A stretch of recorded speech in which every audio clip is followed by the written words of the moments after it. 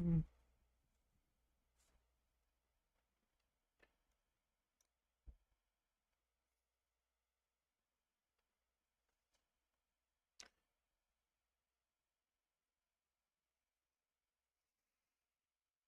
Welcome in, folks. Welcome back to another episode of The Deep Dive.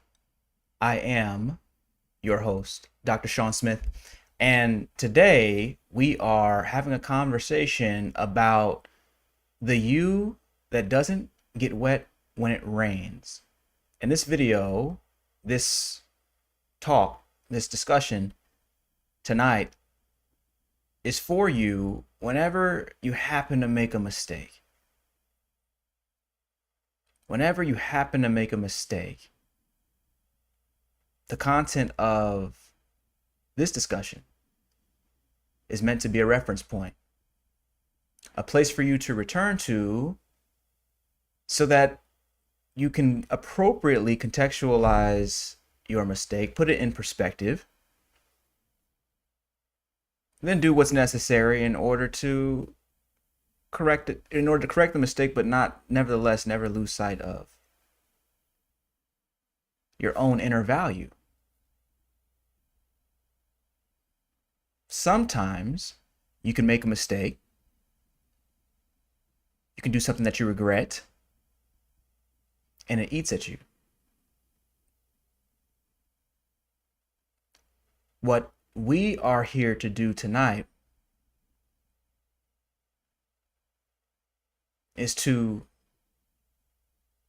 reclaim the light, to not let your heart go dark on yourself just because you made a mistake, even if that mistake was something that you knew you shouldn't have done, completely preventable. But I always find that if you try and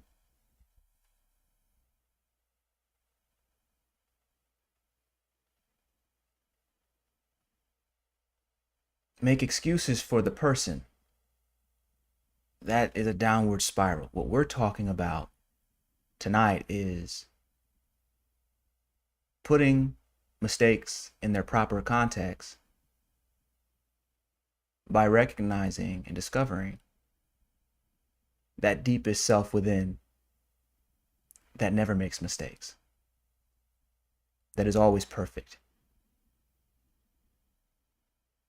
And so as we come on into the room, I'm going to go ahead and say welcome in. Hold on, I'm typing it into the chat. Be sure, if you are in the chat, if you are in the video, you're watching the video live, be sure to say hello so I can shout you out. Welcome in to the room. All right. Excellent. Excellent.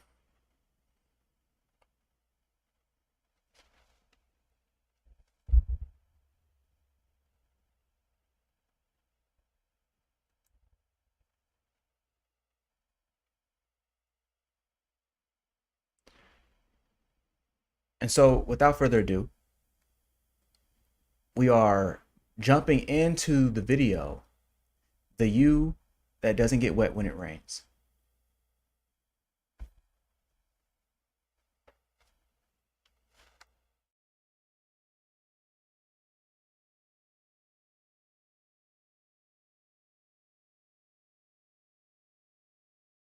Next time you're beating yourself up after a mistake, I dare you to think about this question. Who is the you that doesn't get wet when it rains?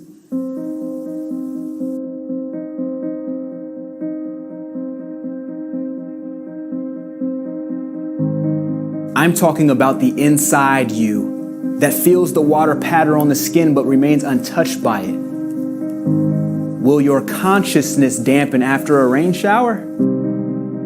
I know the hair does, skin does, clothes too, but what about your very awareness? And have you noticed that? Have you noticed that? Have you ever noticed that when you go outside, when you get caught in the rain, when you jump in the water, when you jump in a shower, into a shower, there's a part of you that doesn't get wet.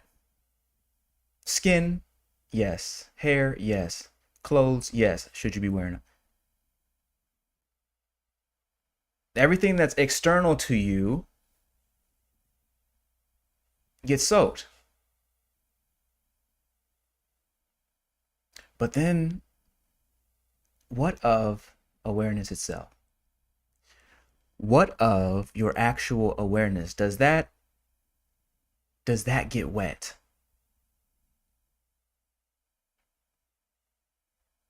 Does that get wet? The inspiration for this video came, I was having a rough day, and I went outside and it was raining.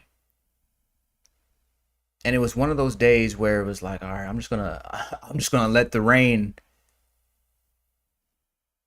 hit my skin and just stay out in it.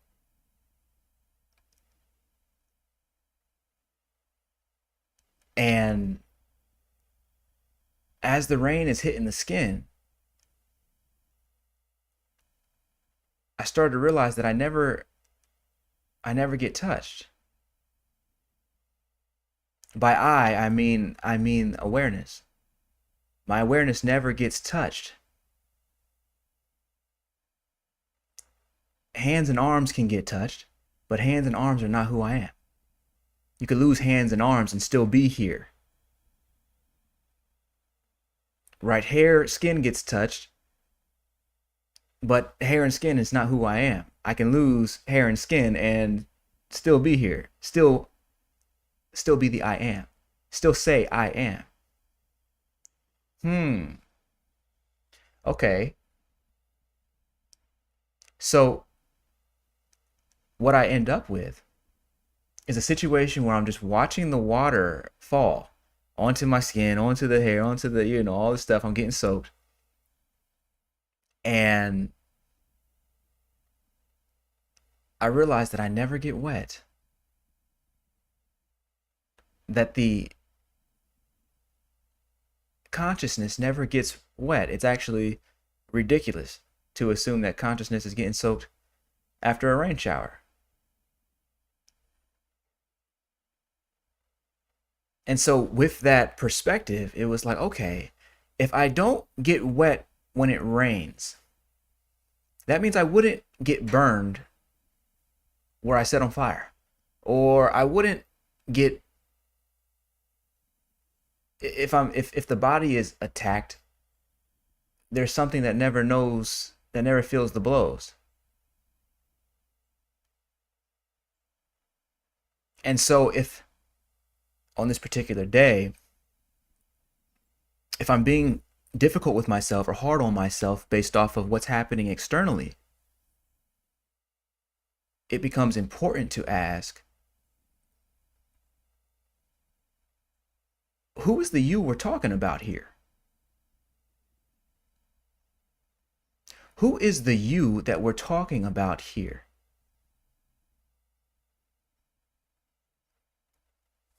That question gets us closer to the truth, and it gets us closer to radically shifting our perspective so that when external situations do arise, when we do make that mistake, we don't place the blame in the wrong place, and we don't devalue the self. We'll come back to that in just a moment. Let's continue here.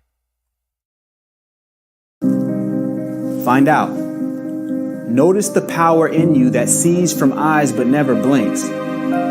Watches thoughts but doesn't think. Perceives the senses but is not bound by them. Does this inner you make mistakes?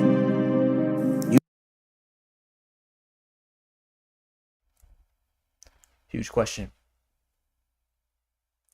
What is it in you that perceives the senses, sees from eyes but does not blink, notices thoughts but does not think. What is it in you that is aware of hearing, tasting, smelling, touching, and seeing? And is also aware of thought itself. What is that one?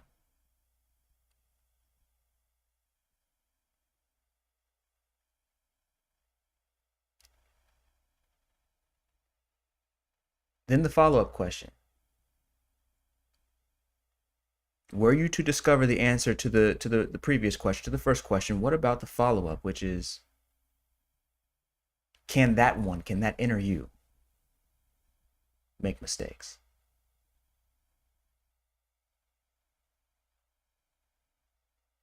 Let's get back. You must know.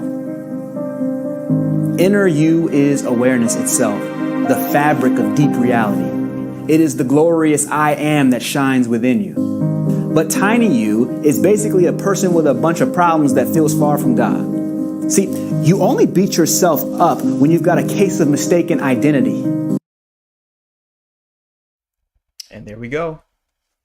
And there we go. So now we're talking about the difference between that inner you, awareness, that is aware of all the senses plus thinking. Of course, the Buddhists argued that thought was just another sense. It was the sixth sense. So we could just say awareness being aware of perception, but is not itself a perception. You cannot find awareness. And even if you lose all of your perceptions, there is still awareness. There's still even awareness of the loss of that perception. So somebody who's blind is very aware that they cannot see. Someone who is deaf is very aware that they cannot hear through their ears. Which means that there is something there that is beyond the sensation or beyond the sense itself. That's who you are. So now that we understand who this inner you is, what about that tiny you though? What about that tiny you? That tiny you who does make mistakes. That tiny you who is a person with a name, who has to interact with other sorts of people. Sometimes gets things right, most of the time gets things right, but sometimes makes errors. And sometimes those errors can be big errors, dramatic ones. Who is that you? And which one of these is real? Which one of these is ultimately real? Let's continue. Instead of the inner you, you listen to the tiny you. And the reason you listen to tiny you is because of the belief that if you can just create enough pain for yourself right now, then maybe you won't repeat the same mistake again. Maybe if you beat yourself up now, you won't have to do it again later. But that's not how it works, is it? For once you start calling yourself names, judging yourself, making yourself wrong, making yourself a problem, you set up the belief that negative self-talk is justified if it creates enough pain to make you stop making errors so you can improve. This is huge. This is huge. You'll see a lot of folks berate themselves. And I know some folks have been there before. You've been there before, where you berate yourself for having done something you know you shouldn't have, or just by making a slight error in judgment and now having to live with certain consequences, whatever it may be, making a mistake. And people go into this tantrum this self tantrum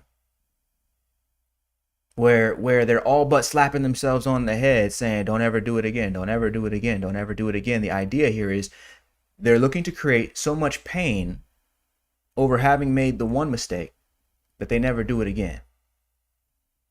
But again, as I'm pointing out in the video, the trouble with that is that that is now setting a pattern. You are now setting a precedent for future behavior. Because even if you never make that one mistake again, there's no guarantee that you'll never make another mistake again. But guess what? If you found, or if you believe that berating yourself is helpful to not make mistakes again, then that'll be a constant weapon that you deploy against yourself. It'll become a constant weapon that you deploy against yourself over and over again. And not only that, once you deploy it against yourself, you will start to deploy it against others. People who don't even need that kind of attention. They don't even need, oftentimes with someone, you can say, hey, look, this is the mistake. Here's how to fix it. You know, here's what's happening. And here's what we want to have happen. Very clear.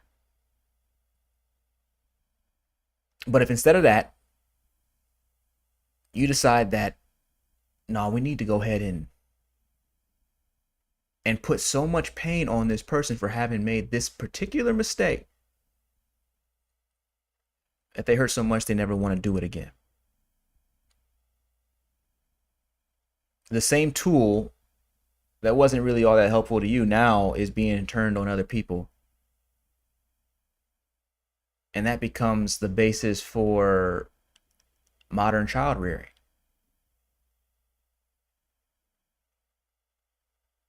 Beat people when you make a mistake. Because people are beating themselves when they make a mistake. You see how that works? So, what we're adding to the conversation tonight is the understanding that there's a way to handle fixing a problem without devaluing yourself, which is another way of saying without devaluing someone else, other people. They've made a mistake, okay. Are they that mistake or are they something deeper? Are they that mistake or are they something deeper?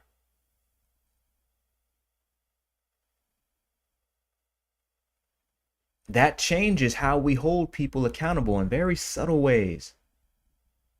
Very subtle ways.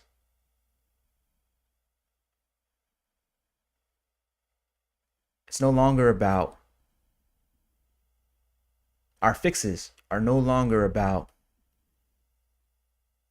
putting pain on a person. It's just, they simply become about reforming the situation, reforming, amending the issue.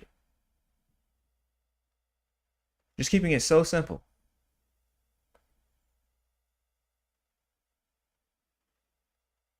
You could imagine what would happen if such an approach were taken to the penal system. That could be another conversation for another day, but you could imagine what could happen if such an approach were taken to the very process of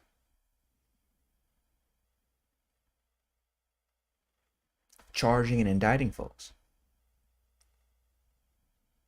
If we saw people who were in breach of contract, in breach of social contract, who had made an error, as ourselves, as the deep divine self, I'll leave it up to you to answer. Do you think it would be easier or harder to create effective solutions and means to amend the situation, amend the problem that they had created. Let's get back. There's only one problem with that. You've just made it okay to emotionally assault yourself when you make a mistake. You've now built a pattern of negative self-judgment that activates when things don't go the way you want. The mistake ain't worth all that. A mistake is just a situation that didn't go the way you believed it should. It's a belief. It's a belief. Understanding mistake as a belief in and of itself is huge. That's huge, because now the mistake isn't something that is 100% permanent. It's not something that, if it's a belief, that means it's something that is changeable, both in the physical sense and also in the psychological sense. What is a mistake today becomes the start of a new journey, becomes the start of something that can be beneficial to you, can be useful to you.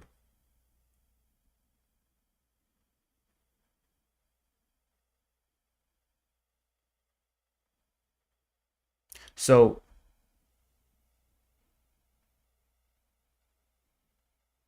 to recognize mistake as belief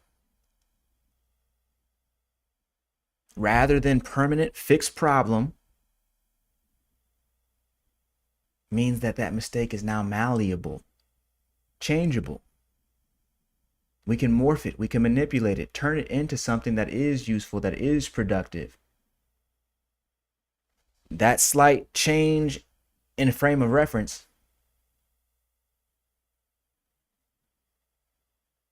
means that the question is not, how can I never do this again? The question is, what's great about what has happened? And what can I learn that will propel me into my highest destiny?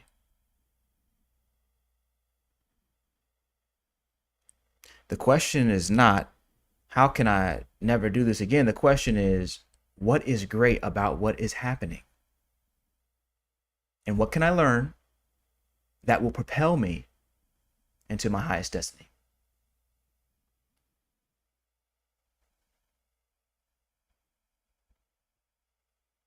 Let's get back. But watch this. The inner you doesn't have beliefs about how things should or shouldn't be, and so never grows disappointed by past efforts. Doesn't doubt itself for the future. It simply keeps showing up forever.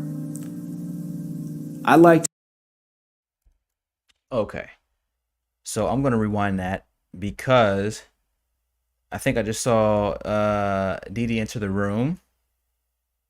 Didi saying hello all. What's happening, Didi?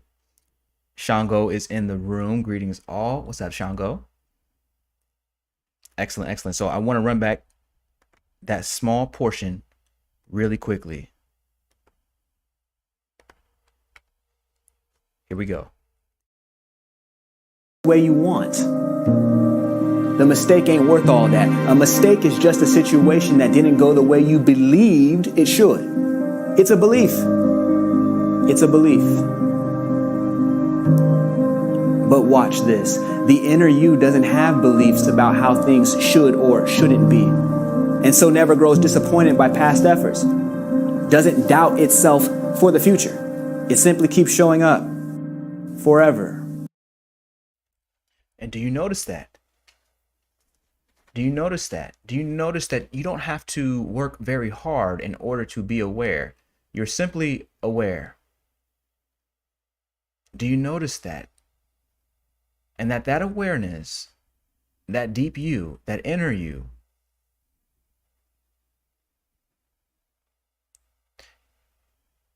that awareness doesn't hold any beliefs. It is aware of beliefs. That awareness does not hold any beliefs. It is aware of beliefs.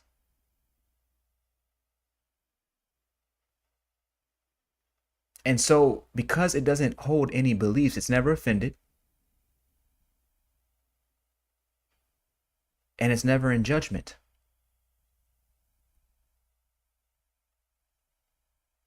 Which means it never knows mistakes.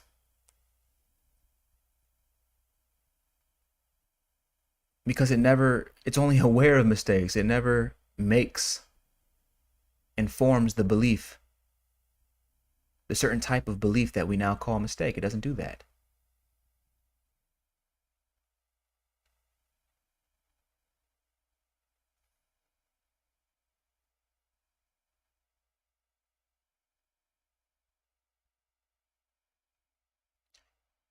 Awareness simply shows up.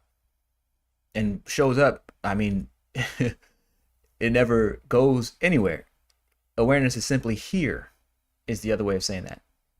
Awareness is simply here. Permanently, always. And because awareness does not run away when times get tough, awareness is aware in good times, awareness is aware in bad times. We know that that inner you is stable, the only place where we can draw lasting peace. Everything else fluctuates. Only that inner you remains stable. That inner you that is awareness.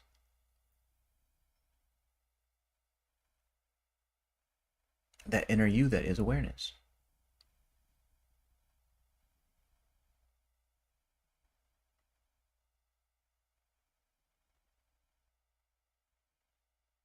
Since awareness cannot know mistakes, since awareness cannot know judgment, when we talk about letting go,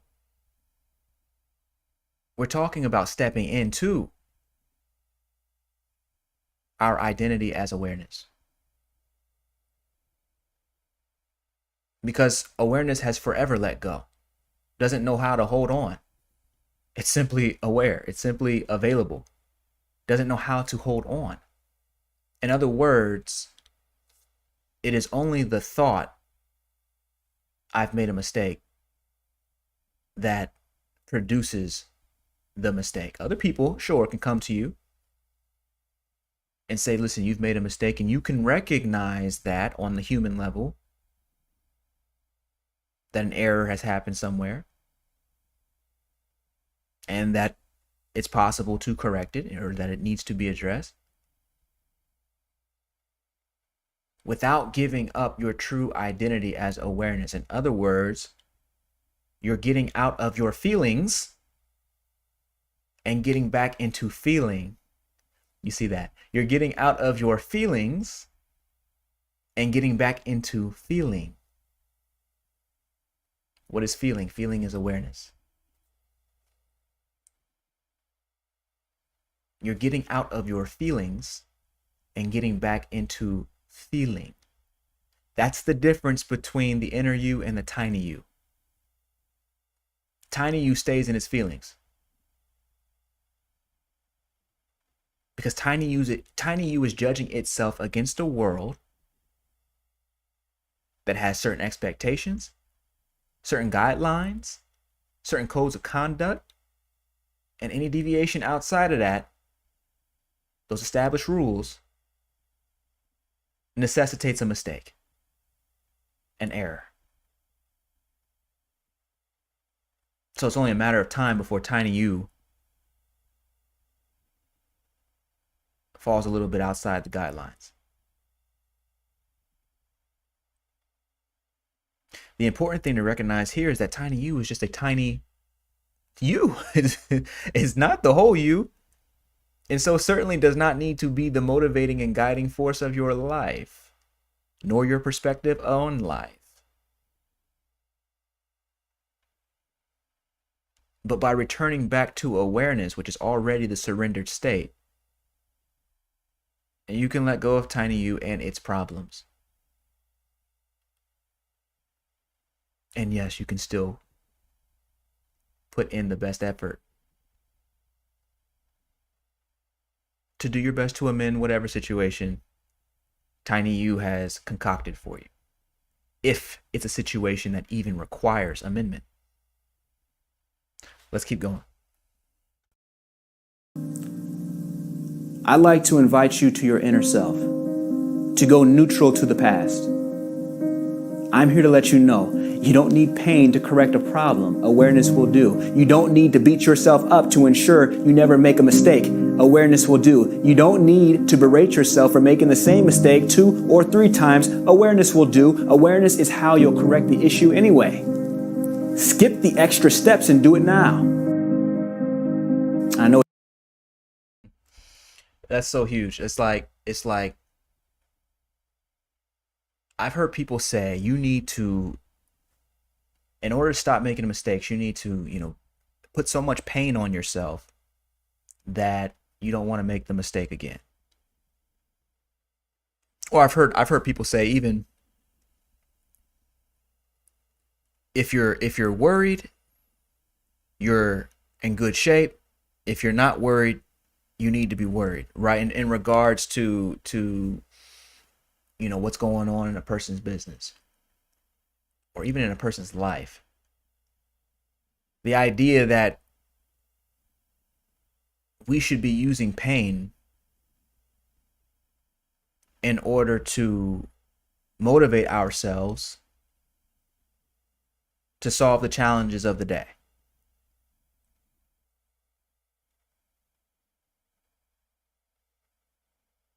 And most of us, I think, on a either on an explicit or tacit level, on a subtle or more overt level, have been raised to think like that. But my thing is this: when you say you want to use worry or use pain in order to motivate yourself, aren't you really just saying you want to become aware of what's happening so that you can do something about it? Aren't you really just saying you want to become aware of what's happening so that you can do something about it?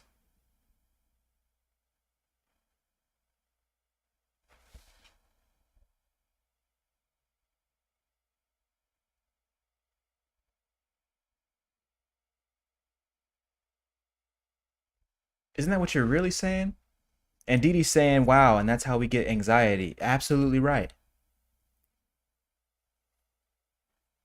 Absolutely right. People get anxiety because, like, as a way of anticipating, people are anticipating the possibility of making a mistake and then having to follow up with themselves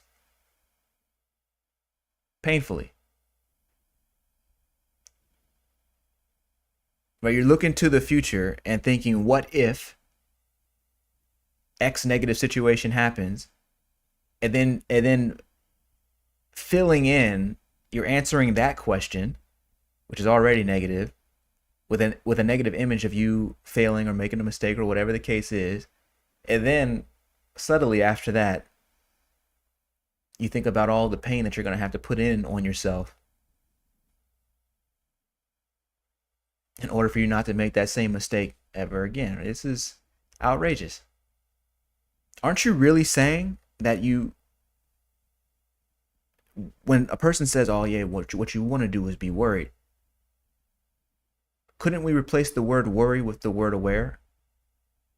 If you say what you want to do, if you're worried about what might happen, that means you're going to plan accordingly for what could. Couldn't we replace the word worried with aware? If you're aware of what might happen, if you're aware of what is happening, you can handle the situation accordingly. The whole point of negative emotions, all of them, from frustration to fear, is to put us back into a place where we are aware. There was something that we had overlooked. And so now we're getting these negative emotions that are actually signals. that are actually signals telling us to find our way back to not only center and peace, but to awareness, which is coterminous with center and peace. That's the beautiful part. So what we're doing is learning how to step outside of this pain paradigm and learning instead to return to that inner you. Learning instead to return to that inner you. This is the point. This is the point. Let's get back. What you're thinking. It's only through pain and struggle that you can grow. But what feels more potent? Beating yourself up to motivate yourself, or choosing to move with clarity, correct the misstep, and go forward? Tiny you will always choose the more complicated, painful option. Only the inner you gives you the space required to see the situation for what it really is. And doesn't that make sense? Doesn't it make sense that only the inner you, which is awareness, gives you the space, gives you the opportunity to see the situation for what it really is? Doesn't that make sense? What else could give you that opportunity? Like, awareness is the only thing that's going to be aware anyway. Right? It's just, I mean, it's baffling how easy this is. Awareness is the only thing that would be aware anyway.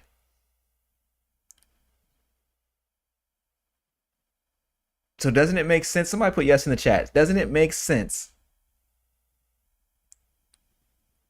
Rather than go through the circus of pain and the circuit of pain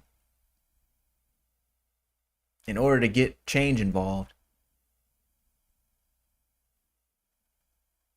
or in order to help you see a situation for what it really is, doesn't it make sense simply to return back to centeredness, to awareness itself? Because awareness is the only thing that would be aware anyway.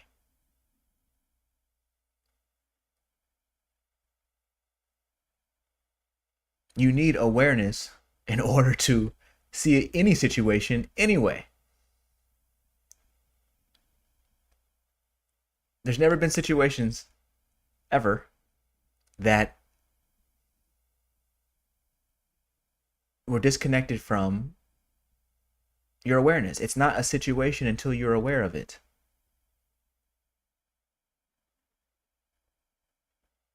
Shango's saying yes, always. Excellent. It's not a situation until you're aware of it. It doesn't affect you until you're aware of the effects.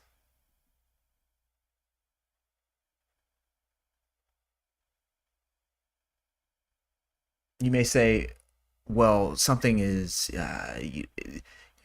happen to you that you can't, that you can't see or taste or touch or hear, and you don't know that it's going on because it's beyond your perception. Take the way that microwaves might affect the cells of the body, or something like this, right?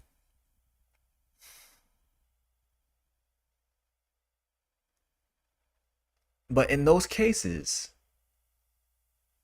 you've only told me what is beyond perception, not what's beyond awareness, not what's beyond consciousness.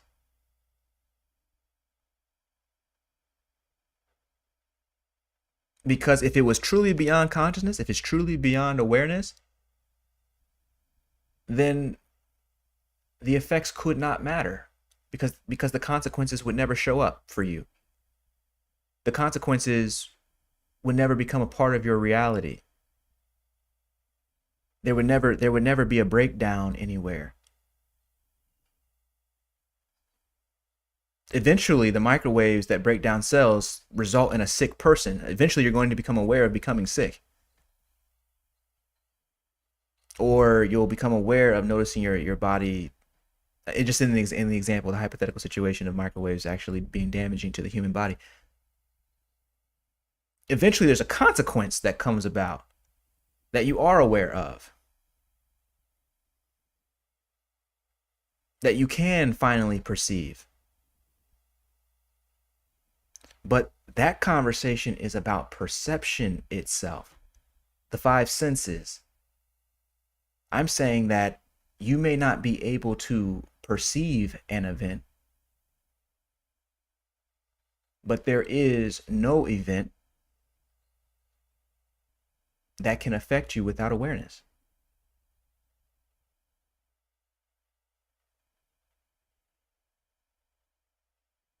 There is no event that can affect you where you're not aware. In fact, all of reality would disappear for you where you're not aware. All of reality would disappear for you where you're not aware. There would be no self, and therefore no one to incur a consequence. Someone let me know if that's making sense. There would be no self, and therefore no one to incur a consequence if there were no awareness. So at the level of awareness, we're talking about the level of supreme reality.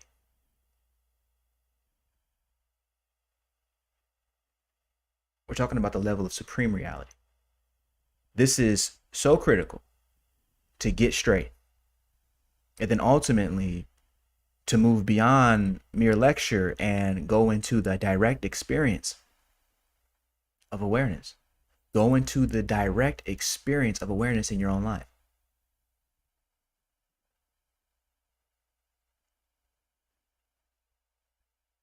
So that you can see just how cosmic, just how galactic, just how infinite awareness really is.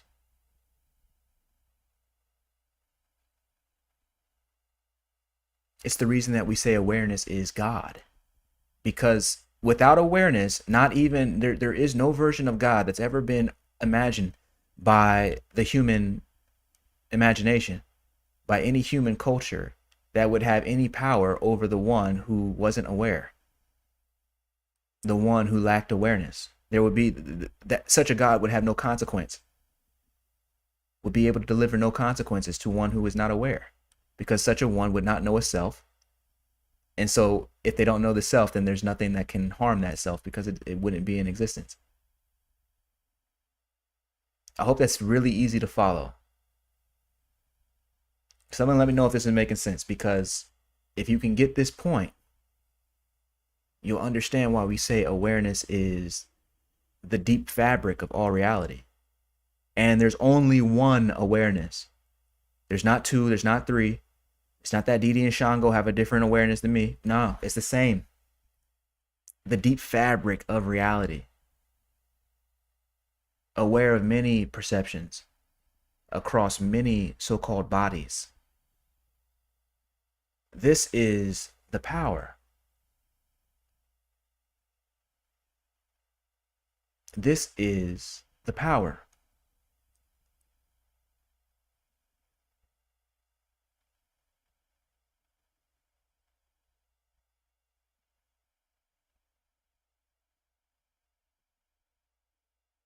Let's get back.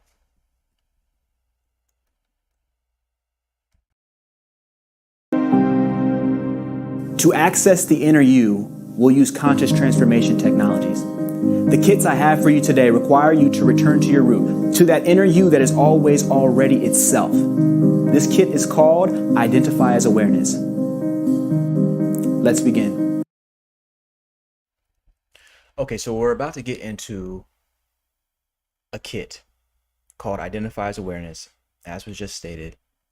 And the whole point of this is to provide a taste, provide a first step, provide a simple practice that can be utilized in order to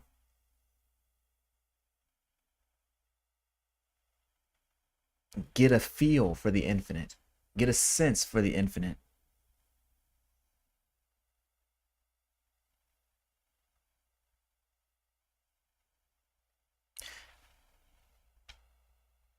Again, this awareness piece.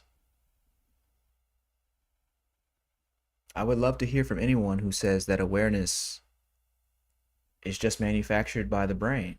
Once you understand that awareness is the all in all, is that dimensionless,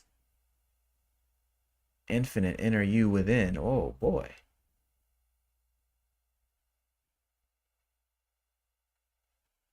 It puts the rest of life into perspective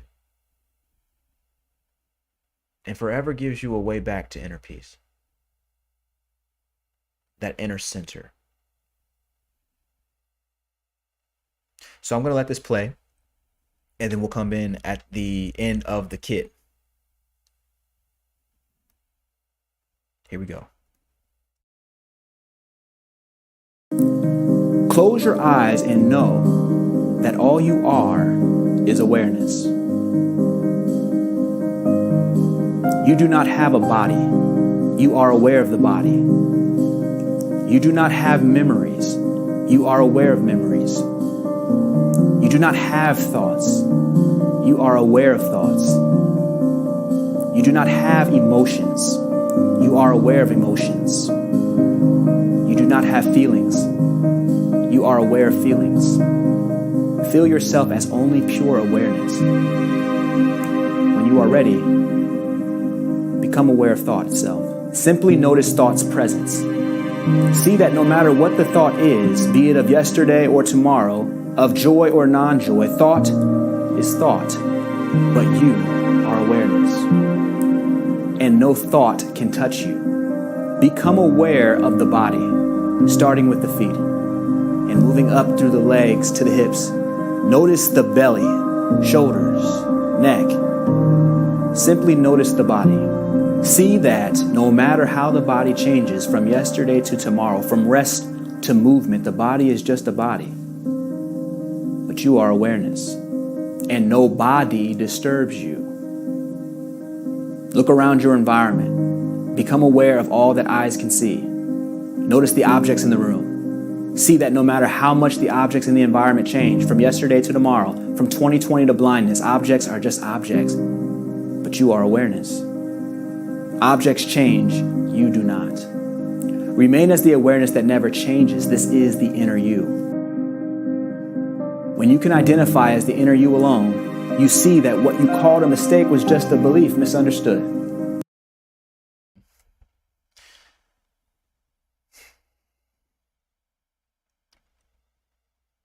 That exercise, identify as awareness, that is, I just completed the exercise along with the video. I hope you did as well. And just like with B. Walker last week, as we went through a similar exercise, it takes a minute, 2 minutes to get back to a position of clarity.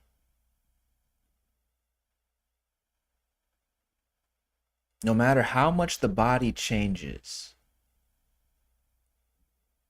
the awareness that you had when you were 5 years old is the awareness you still have today.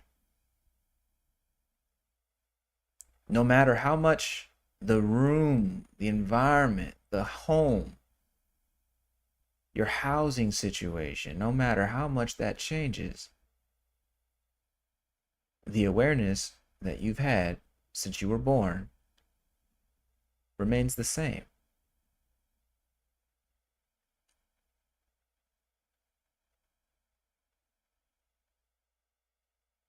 It's one of the reasons that people, kids think that their grandparents feel as old as they look. But your grandparent at the level of awareness feels just like you do. That inner self never ages.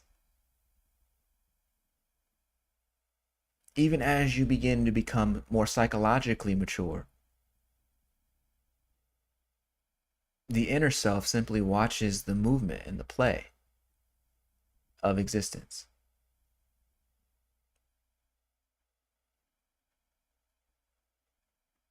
and as we'll come to find out later, actually orchestrates the play, actually facilitates, builds all of reality directly. That's a different conversation for a different video. But for now, just having that understanding, that awareness, it never moves. It is the focal point of all reality. It is the core of all reality. Everything else can shift, constantly changing. As many of you may know, the Buddhists had this concept of impermanence. The idea that all things are constantly in flux. What you call a mistake today, which I'm saying is a belief misunderstood. You call it a mistake today, but tomorrow it sows the seed for your greatest outcome. You called it a mistake today, then you look back 10 years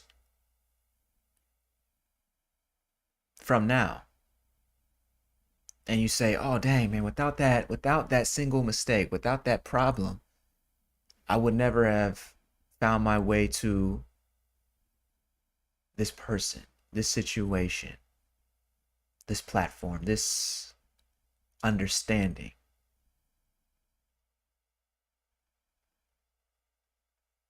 This vocation, this advocation.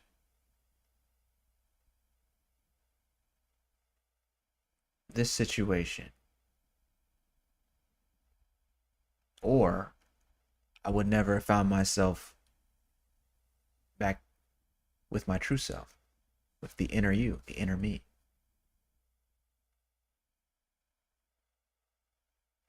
So the Buddha taught that, he taught about impermanence, that all things are constantly in flux,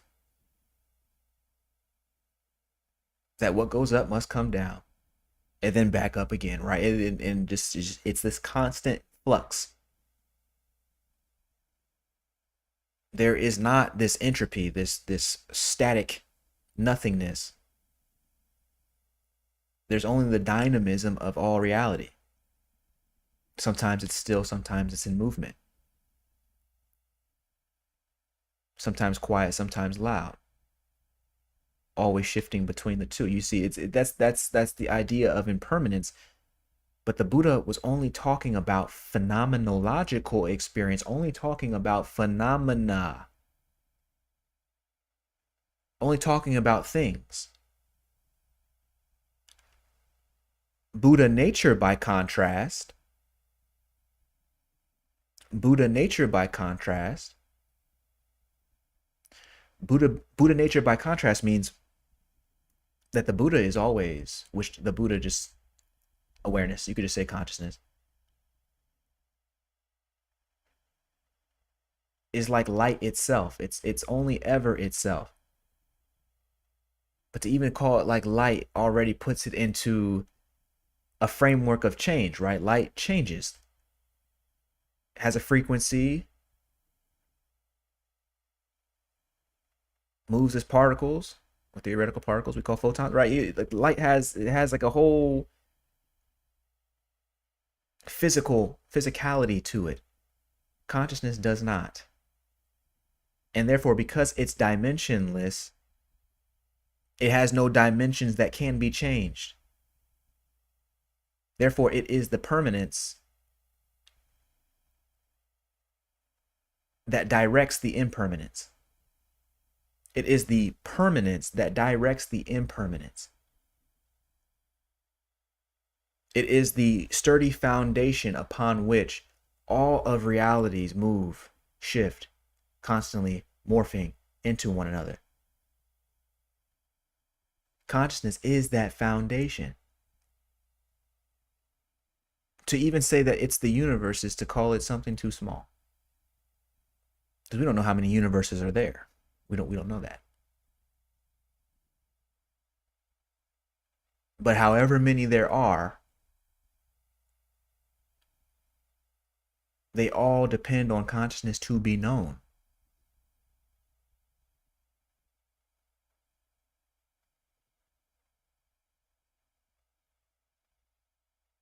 And as we'll cover later in future videos, all of those universes are made out of consciousness. They are a part of the impermanence that arises out of the permanent.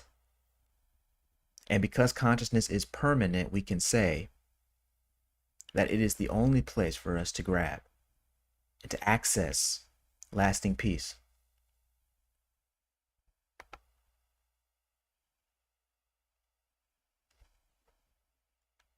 Shango is saying it is both. The body's awareness can be heightened or trained to relatively high levels.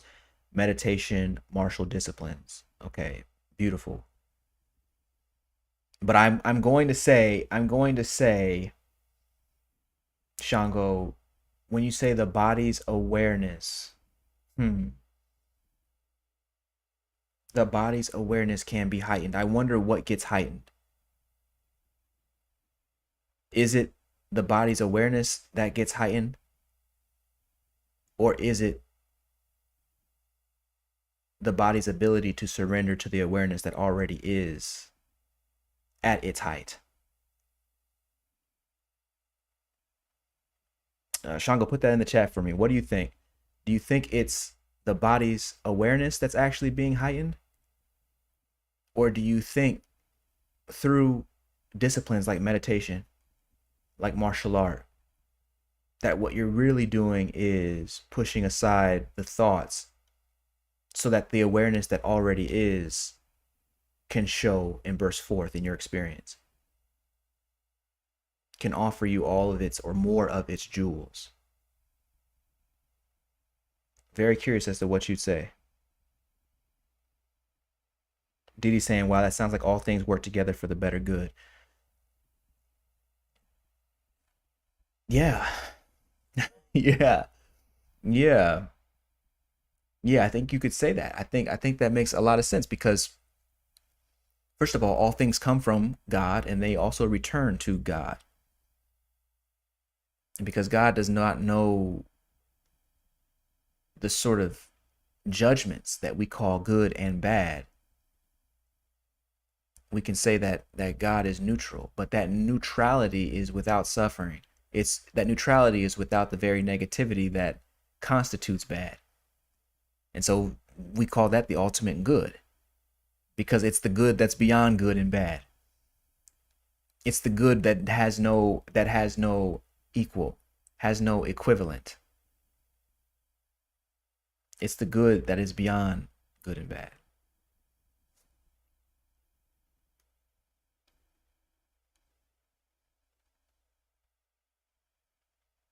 Okay, so Shango's saying the body as a whole intrinsically is still connected as well. Okay, am I getting all that? The body as a whole intrinsically is still connected as well. I would agree with your statement too. All parts of the all. That's such a beautiful point, Shango. If I'm hearing you correctly, I think about the poet Rumi, who I think actually Beyonce named one of her kids after Rumi, the poet. Anyway, but Rumi had this poem where he talks about the body and awareness essentially are the same, right? Like you don't have to look for the soul in the body or the body in the soul, and by soul we take him to mean consciousness. Both are both. Like both are both. And so in the final analysis, what we're left with when we're clear is more awareness. Is more awareness.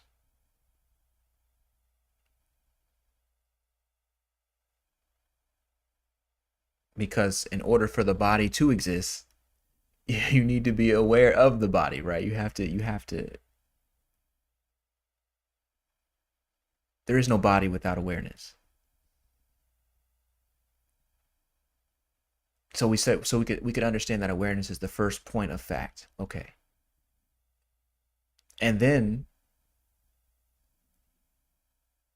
if we are to identify as a body, instead of awareness, well, then there are certain practices that we can do in order to move back the thoughts, clear out, make inner space so that we're able to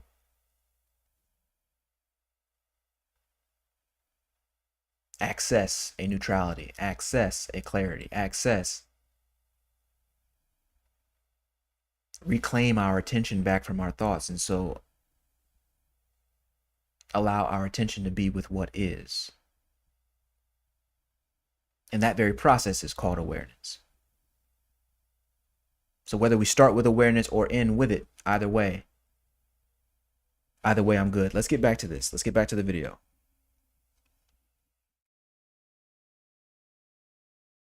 You see that every situation can be useful for living life the way you want at the highest level. Notice that the tiny you, all your doubts and limiting beliefs, can keep throwing tantrums all day long. It can build up all the stress it wants to. But the inner you just watches all the pouting, the back and forth, the mental bickering, then watches as silence falls and every tantrum peters out. This is the peace that passeth all understanding. I want to make sure you're catching that, because this is one of the most important pieces. If you got nothing else, then please hear this. This too shall pass. All the things shall pass. And when we say, or when I say, or when it's said that this too shall pass, we should also remember that there is something that won't. This too being the external phenomena, that which is governed by the law of impermanence, as the Buddha stated. Those things come and go. Every single physical, external, every thought, every emotion, all of these come and go. They enter the room as guests, they leave out the room. Only awareness remains. To even argue this too shall pass requires that there be something permanent, stationary, to watch the things pass. Were awareness to pass along with all of the emotions, all of the thoughts, then the experience wouldn't be of thoughts, emotions passing you by. They would be of you simply moving with it. It would seem like they were constant companions. But that's not the case for awareness. Because you've seen thoughts come to you and then go, and then new thoughts come to you and then go. Emotions come to you and then go, and then new emotions come to you and then go. This is the basis for experience. This is how it works. And so, stuck in the quagmire of self-annihilation or self-negativity, when we remember ourselves as awareness, we can see that, everything that is external to myself, including the mistake that the one known as the tiny you has made, all that comes and goes. So what reason is there to attach yourself to it as if it is a fixed and permanent problem?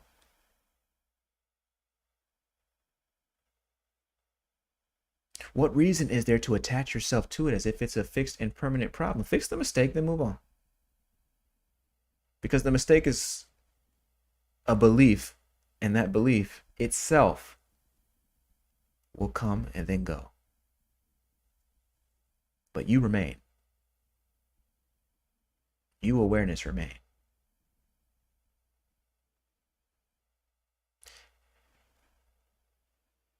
Can you notice the difference between living life from the inner you as opposed to the tiny you?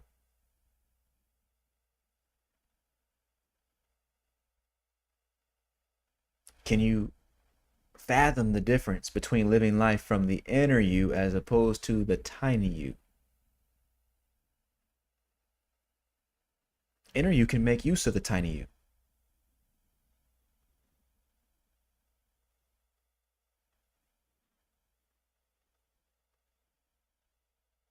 But the other way around is very difficult.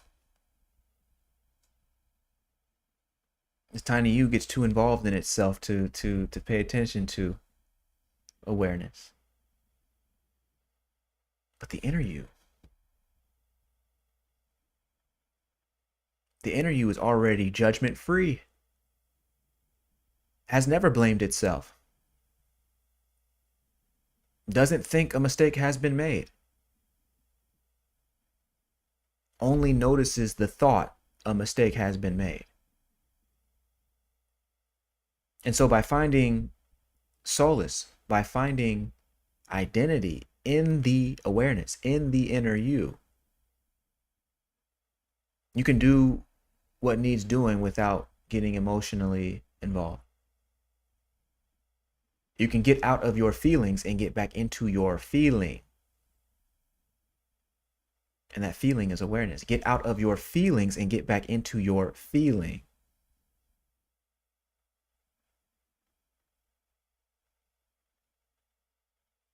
Get out of your feelings and get back into your feeling. I have a story.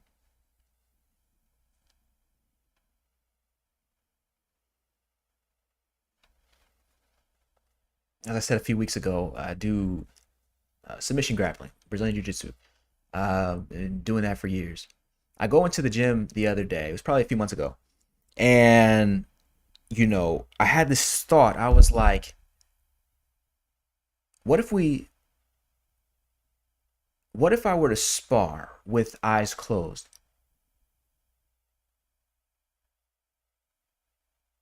One of my buddies told me that I needed to work on my stand up, which stand up just means your ability to stand with somebody and get them to the ground. And he told me that like a year ago. So then I started picking up something called judo, and judo is a grappling art that allows you to throw people. And so it's a nice compliment. Anyway, the judo coach or instructor was basically like, when we fight, we are fighting with feeling. We are fighting with awareness, like we're fighting with feeling, with awareness. And judo, I started like in 2010. I originally started with judo, and I'll never forget there was this old man that came in and he said, "Listen, there's only one technique in the martial art, and that's awareness." And at that time, I was just kind of getting an understanding of what awareness is about, just beginning. But that stayed with me. And so just a few months ago, I've got this judo coach telling me that we fight with feeling, which is awareness. We fight with that feeling first. But we use our senses, our perceptions, the touch, our eyesight, we use vision in order to check whether or not feeling is correct, whether or not awareness is correct, if what we feel is the right thing, right? So we're using it as a second opinion, the eyesight. And so he was saying, listen, if you just close your eyes, you would actually be more effective as long as you have feeling. And not just touch. It's not just touch. But as long as you have feeling, you're more effective. I was like, ooh. If this is true in judo, I wonder if it's true in jiu-jitsu. So that's where I go back to the jiu-jitsu academy. I start rolling with what we call rolling is just sparring. You're just grappling with people, right? With one of the higher level black belts, right? And right before we start going, I was like, listen, let's close our eyes on this. And this is a dude who generally gives me, yeah, he's a higher level black. He's generally gonna beat me up, right? And so, but this day I was like, listen, let's just close our eyes. And so as we start moving, I notice my body wants to make decisions that I would never make with my eyes open. With eyes open, if I see a person grab a leg, I begin to think that I need to do something about that. I begin to not just react, but overreact to something that isn't even the most pressing matter. It's not the fact that he has the leg, it's the fact that he's also got his hand on your shoulder and he's about to push you over. It's really small things like this. They're really subtle, small things. But the point of the case is that with eyes closed, well, I can let this person have the foot. It's the hand that's the issue. So you just remove the hand. And now I reclaim my balance. And now he has to make a different choice. I hope this is making sense. I hope this is making sense, because it's the idea here that the feeling will get you to the truth faster. And so in this particular sparring round, I did the best I ever did against this dude twice. I was able to maintain a control. How is that? Only by getting involved in feeling. Only by getting involved in feeling. Notice that feeling is not feelings. I'm not saying you're the emotions. The emotions cloud judgment, but feeling takes you straight to the appropriate decision, the one that is based off of only the variables that matter. Apply this to a business context. Sometimes you can see a market shifting and moving in a certain direction, and you think you have to shift and move with that market, rather than returning back to an awareness of the available variables, returning back to this inner sense. What did you get into this business for? What is actually in alignment with your values? We're returning back to this inner response, the entire body's response to a market shift. If something feels off about making a new decision or unrolling a certain product, what's behind that? Is it feelings or is it feeling? If it's emotions, you got to handle that. But if it's awareness, then you got to handle that. That's different. Oh, yes. So Didi's saying that's deep. If we close our eyes, we can't be distracted by what we see. Wow, that's the whole point, Didi. That's the whole point. I was hoping that story wouldn't be too boring for you, but you know what I'm saying? That's the whole point. If we close our eyes, we can't be distracted by what we see, because the eyes vision is literally always looking into the past, right? You know, at this very moment, even if it's only fractions of a second, you're seeing the past, because it takes time for the light to travel in order to reflect off the images, reflect inside of your own brain, and conjure an image delivered to consciousness. This is according to sort of modern psychology. It takes a moment for that light to travel into the eyes and actually allow you to see what's in front of you, even if it's just a slight little bit of time. Either way, you're only looking at something that has already happened. You're looking into the past anytime you're looking at anything. It's never actually current, just because of the travel time it takes for light to reflect off the object and back inside of your own brain.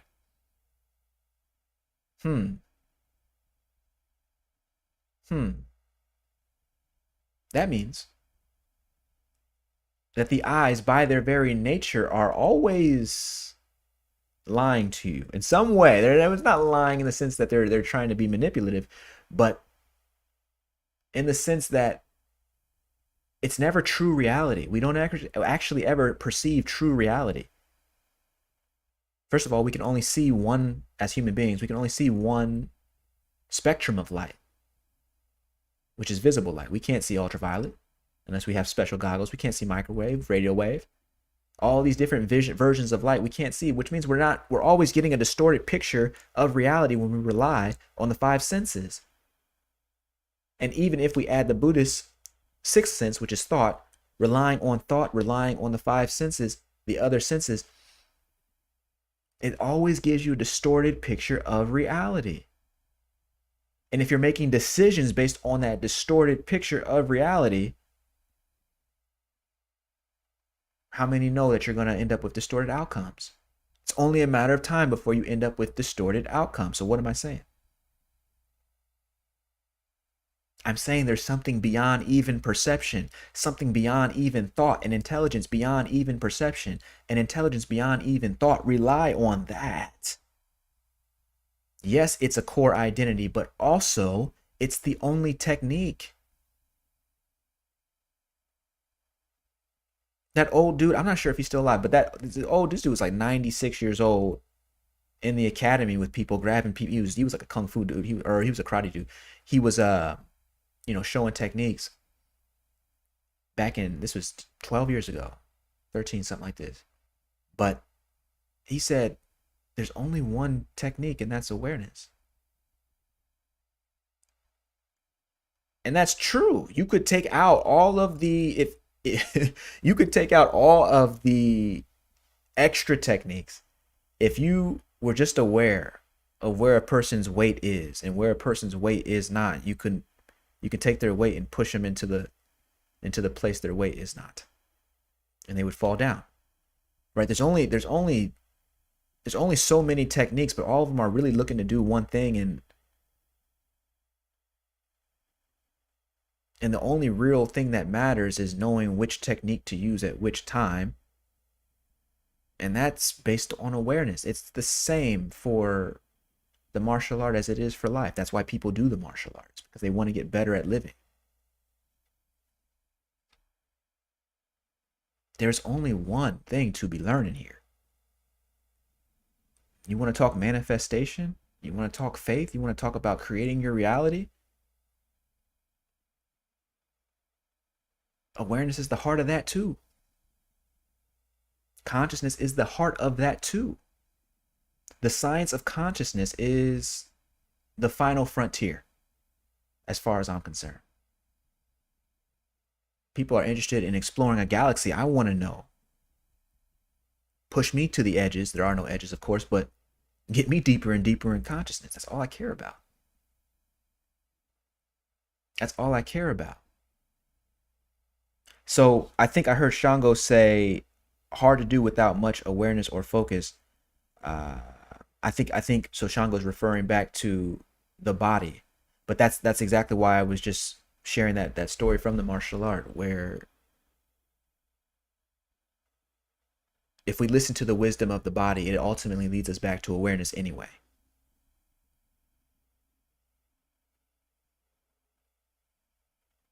Oh, Christy's in the room. Christy, welcome in. Okay, so Christy's saying, sounds like it means to struggle less and trust more. Yes. Yes. And in a grappling situation, just to go back to that martial arts example, in a grappling situation, if a person is grabbing onto you, it feels like you're in a struggle. A person is grabbing you, trying to choke you, whatever the case is. You feel like you're in a struggle, or at least you can. But within that struggle, awareness is the only one that can see this, by the way. Within that struggle, there's an opportunity. With your eyes closed, you can't see things that you think you would want. Ooh, this is huge. Okay, let me just go. With your eyes closed, you can't see the things you think you would want. You can only feel the opportunities that are actually available. That's huge. You cannot see. If your eyes are open, there's all kinds of things you can see and say, ooh, that would be nice to have. Ooh, that would be nice to have. Ooh, over there, that looks great. And then maybe you start taking the steps in order to go get that nice to have, only to find out there's something over here that you want a little bit more. So then you start moving over and you end up with nothing, because you're constantly shifting. You're constantly moving, constantly giving up one thing for another. One thing that you would like to have for another thing you would like to have. In a martial arts situation like I'm talking about, seeing things that you think you would want and trying to reach for them and then changing your mind midway because this thing looks a little bit better, that leaves you vulnerable. Because in your movement becomes an opportunity for someone to exploit a limb, whatever the case is, grab a neck, choke you, break an arm. You dig what I'm saying? This is how it goes. You're creating extra movements, extra steps. You're wasting time. Eyes open. Eyes closed, or rather you could say with your inner eye open. Now, those options, those nice to haves, they disappear for you. And there's only the opportunity that's available for you right now. Only it takes 1,000 different choices and turns them into one or two. And then really just to one, because you're going by feeling. And yes, the more that you train, the more that you're feeling your sense for what is actually the right decision, what's going to actually lead you to where you want to go, the more that improves. But the awareness of your decisions, the awareness of feeling, the awareness of the other person's body, that always remains the same. You simply become more aware of the consequences that come along with certain choices. So just going back, with eyes open, you're looking at a specific situation and thinking that you would want that, when in reality, there's a much easier path available for you right here. You could find yourself, I'm trying to think about how to explain this. You could find yourself in a situation where a person is laying on top of your chest, sitting on your chest, right? And they're trying to choke you. And what you see above you is a person with hands. And so you start trying to push upwards on them in order to push their body up, or maybe in order to fight their hands. But in reality, were you to close your eyes, you would feel that, oh wait, this person is sitting on my hips, which means that whereas they think they're controlling me, I'm actually controlling them. And so you can push on those hips, or you can roll that person over, right? These are the ideas. Just going into a spiral here with in situations that are definitely clear articulations of the difference between trusting vision, eyesight, versus trusting feeling. What I'm saying to you is, can you apply this same context, or the same example, the same understanding to your business, to your work life, to your relationships? You can walk into a room and feel when people are a little off. If you're paying attention,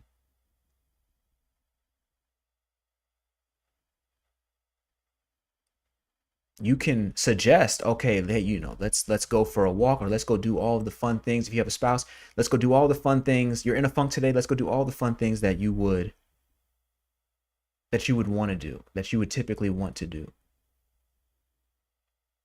And look, I found tickets. And look, here's this shiny thing over here.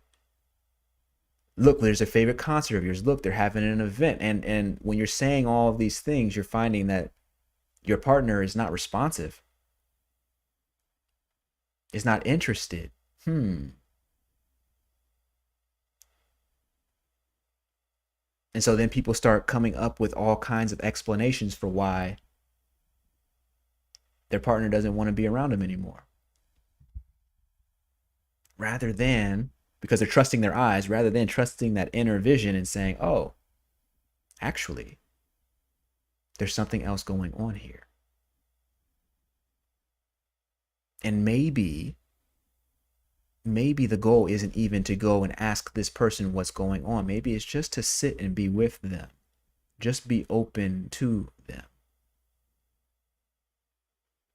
We're going to move completely by an awareness of the situation, an appropriate awareness of the situation, and allow that awareness to dictate what we do.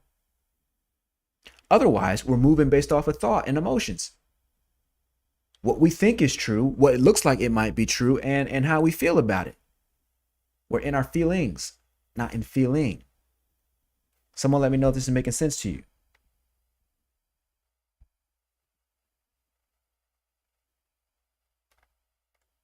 We're in our feeling, not our feelings. We're in our feeling, not our feelings.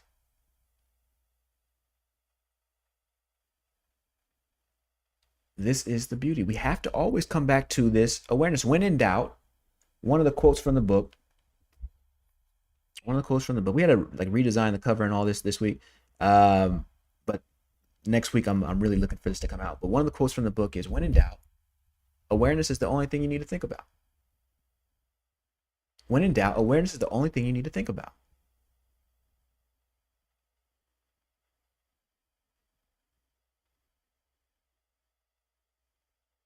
Someone let me know if those martial art examples made sense. If not, then Christy's saying that's powerful about the relationship. Yes. Okay. So let me put it into a context that is perhaps more present for most folks. V's in the room. What's happening? V says, yeah, if we stop and observe our reactions to life, it tells us what we need to change within us. So let me get that. So you're saying, yeah, if we stop and observe our reactions to life, it tells us, you mean those reactions tell us what needs to change within us? Yeah. And V, don't you find that the same is true when you're dealing with a partner, when you're dealing with a spouse, when you're dealing with it could be any relationship. Being with someone doesn't always mean having a conversation, even if it looks like the conversation needs to happen right now. It's like, hold on,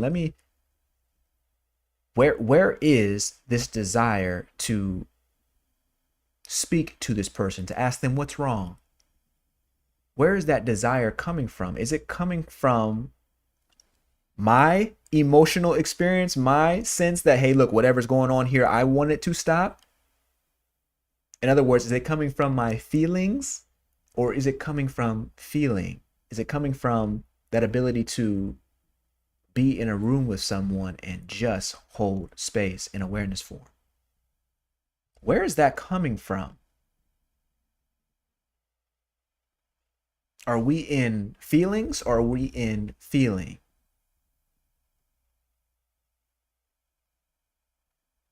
And so I'm really digging what V's saying. It can really be helpful if, when you're in a room with someone else and you want that person to cheer up, you want them to somehow change, to somehow make the environment more hospitable for you. And so you're willing to do whatever it takes with them in order for them to feel better, because that makes you feel better.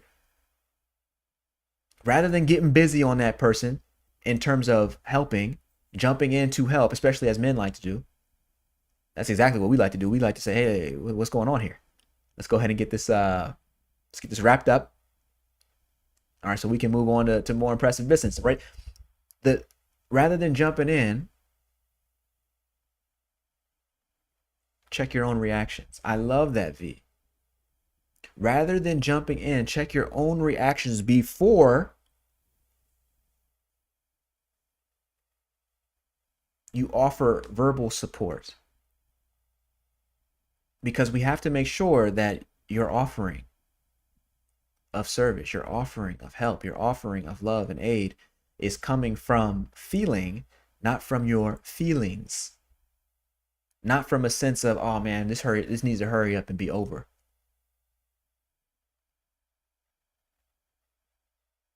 Because it hurts. Instead, it's coming from a place of, I'm open to this person. And this person is now speaking clues to me, saying,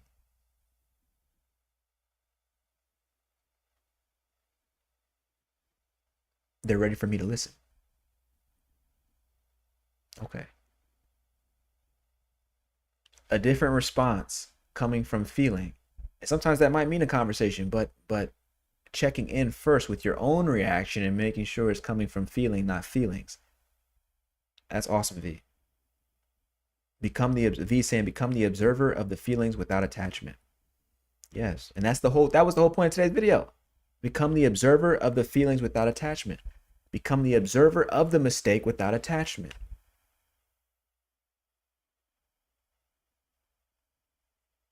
Then if there's something to do, then you can do that. But at least when you're doing, in order to correct the mistake, it's not coming out of feelings, off of self-deprecation. It's coming based off of feeling, off the awareness that you established prior to getting involved with any action or activity. Yes. Okay, so Christy's saying it's easy to always think, why is this person treating me this way? Christy, I would love to know more. You're saying it's easy to always think, why is this person treating me this way? Oh boy. Yeah, I've heard that. I've heard those words a lot. Why is this person treating me? Yeah, exactly.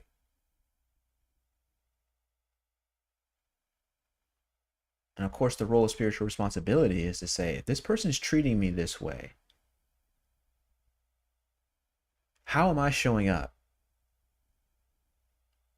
Because remember, awareness itself does not care. It does not care. It doesn't get wet when it rains. It doesn't get, in other words, it's not affected by external circumstances or situations.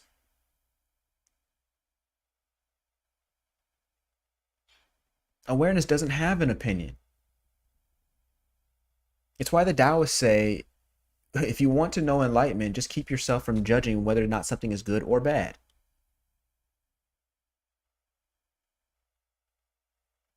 So the person that would ask, the version of you that would ask, why is this person treating me in this way? Is that inner you or is that tiny you?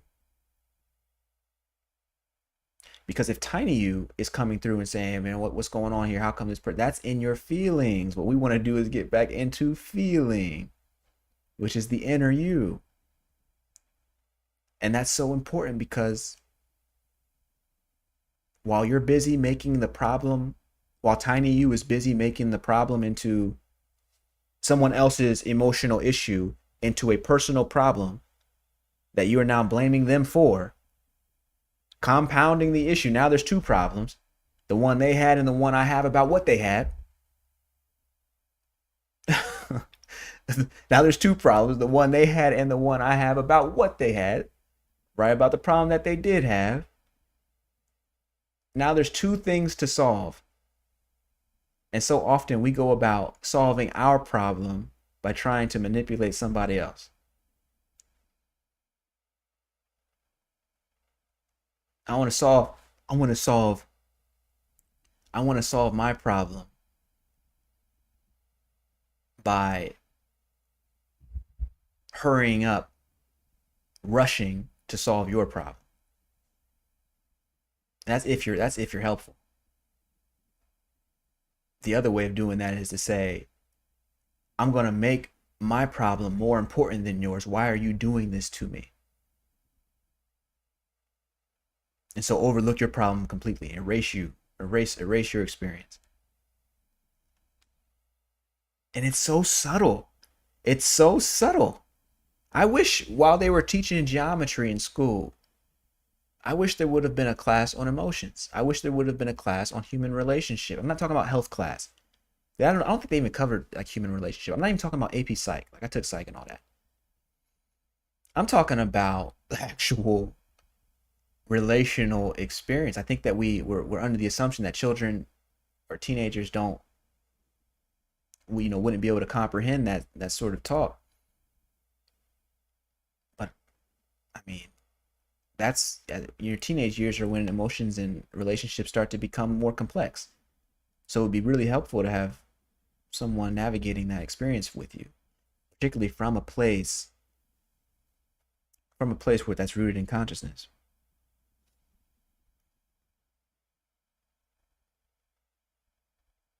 DD shouting out V. That's good. That's good. Excellent. Christian saying, "Wow, yes, I wish I had this in school." Yeah. So I think we should finish the video. Let me finish this right quick, and then we'll kind of come back. Here we go. When negative self-talk creeps in to call you worthless, which you is talking? Is it the tiny you that believes it needs to correct itself through pain? Or the inner you that remains untouched by the rain?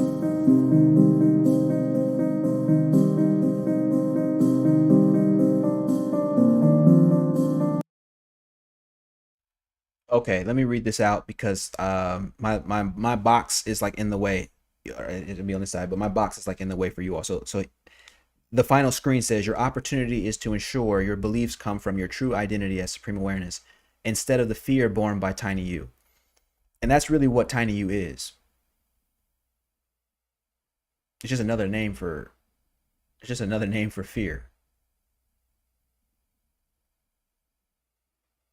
So when someone creeps in, when that inner voice creeps in and says that you made a mistake and that somehow that mistake is a permanent problem and it's rooted in a permanent problem that's in you, and therefore you must be worthless. Who is that you? Who is the you that is being called worthless? At this point, you know the intellectual answer. But the point beyond the intellectual answer is the experiential answer. Awareness is not thinking about worthless. It's not thinking, it's simply aware. Dimensionless.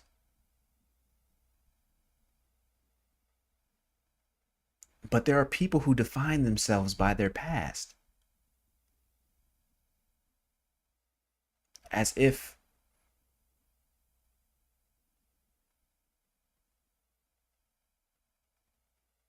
they are merely the amalgamation of all the things that have happened to them,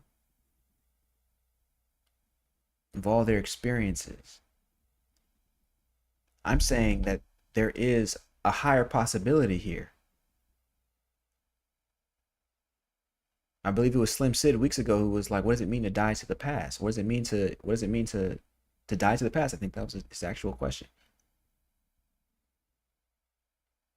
Today we could say it means to stand in awareness, because awareness is not thinking about the past nor the future. It's simply aware. And so its self-esteem, so to speak, is not contingent upon what has happened in the past or what might happen in the future. And as a result of that, not only does it not know suffering, it cannot know suffering. Cannot pass the judgment that we would label as suffering. Cannot hold the belief.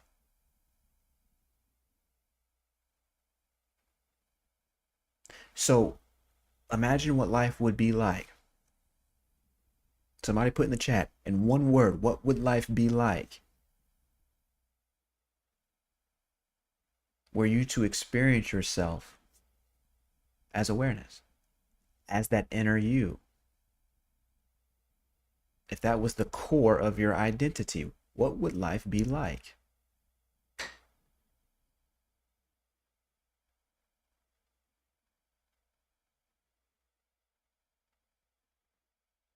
What would life be like?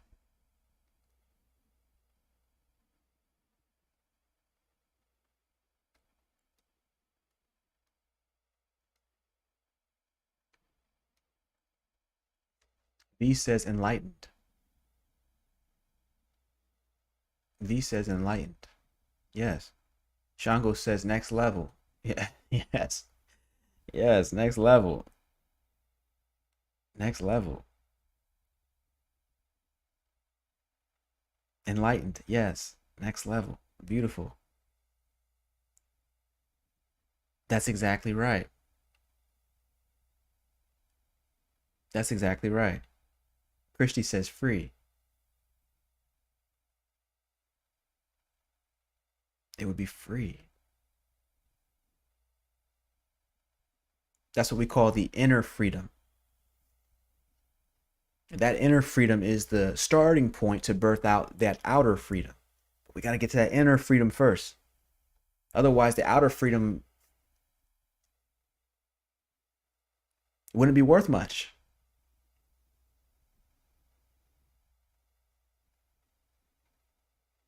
I'm talking about that inner freedom that allows you to create the outer freedom. So even if that outer freedom goes away, someone takes that away, you have the inner freedom, you can recreate the outer freedom. No problem. This is the beauty. This is the beauty. V, are you actually in Australia? Because I'd be interested to know.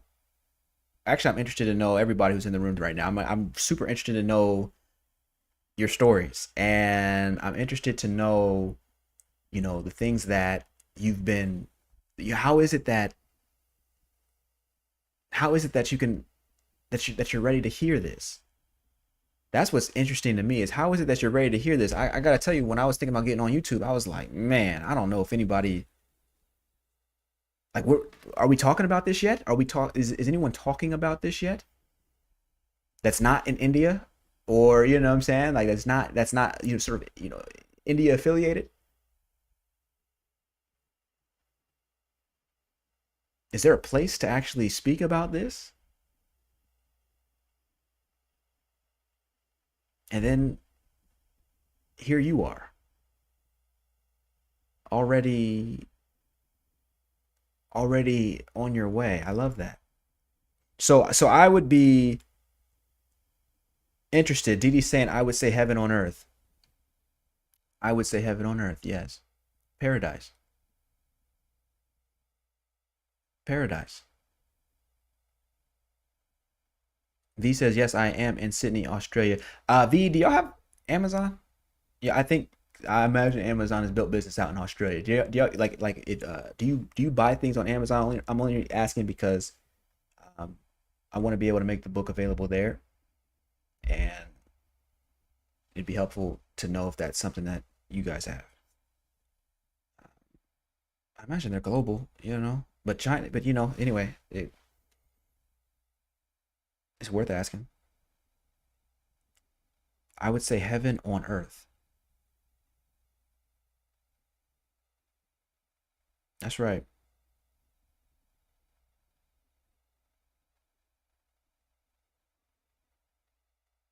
Enlightened. Yes. Okay. All right. So V saying, "Oh yes, Amazon Prime all the way. Excellent. Excellent. Okay, then we good. We good." Because y'all remember you asking, you were like, well, "How can I get the book?" And wanted to make sure we had that available. So I would be interested in hearing from some of y'all. I would open up the Zoom calls. Dee, is your hair done? You know what I'm saying? We want to make sure that we can get you on the call. If you want to jump on, if not, then no issue. I don't have anything to really ask you about except your own story. I would just be interested in knowing how is it that you found yourself attracted to resonating with these sorts of messages. What has your spiritual journey been like up to this point? Didi says, because you are assigned to us, Dr. Sean. I love that. I love that. That's a beautiful, yes, that's right. Yes. An assignment written on the ledger of love. I love that. Yeah. Right. Yeah, it's that's so interesting. What a beautiful way to say that. What a beautiful way to say that. Shango, I definitely want you on the call, but man, I'm like, you know what I'm saying? I understand if you can't jump on the Zoom.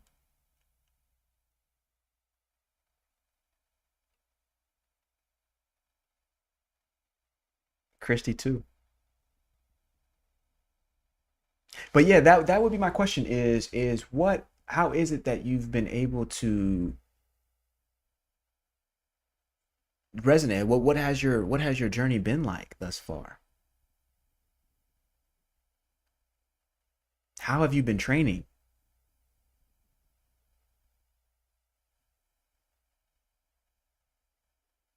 How have you been developing? What have you been using? What are the tools?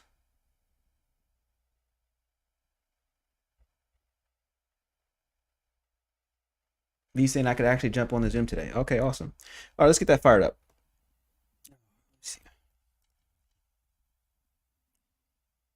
Let me just I'll put the I'll put it in the chat in just a minute.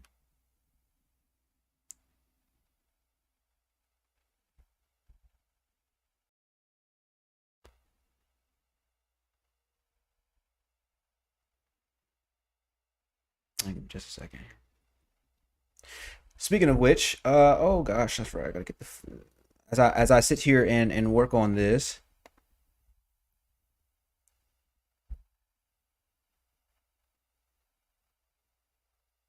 Again, this book, Spiritual Responsibility, is coming out.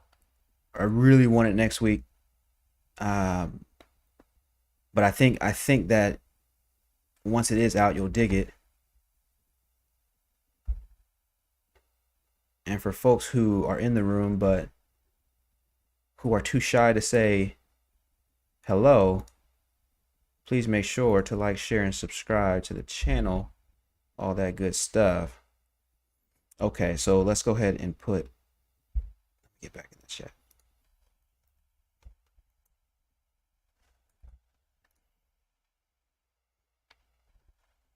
All right, anybody can click on that link, but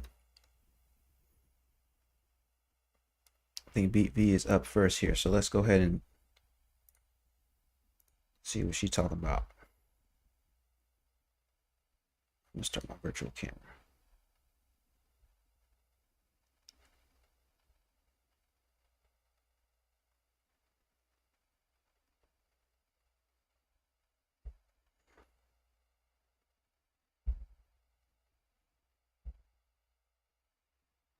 Mm, okay.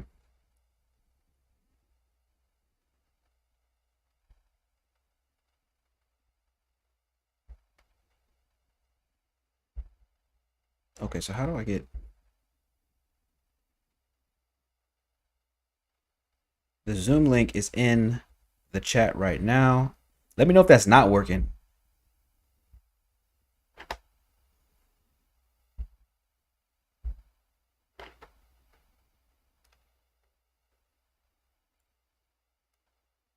Let me know if that's not working.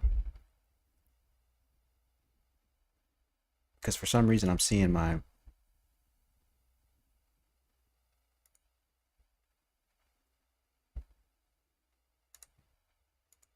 all right, let me try this one more time.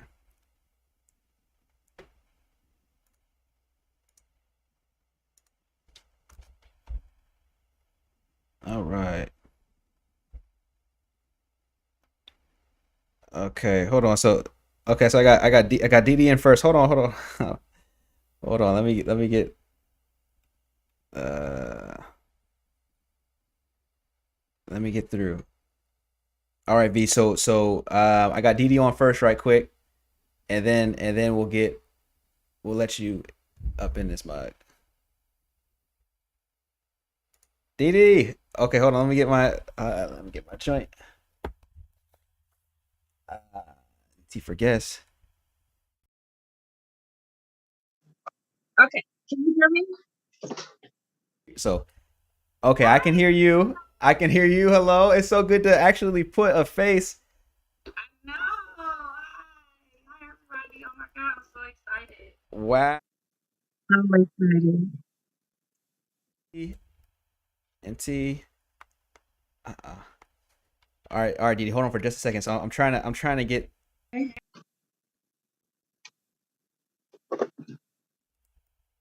Okay. Okay, so now we're on Didi. So where? First of all, is your do I pronounce the name Didi or Dede?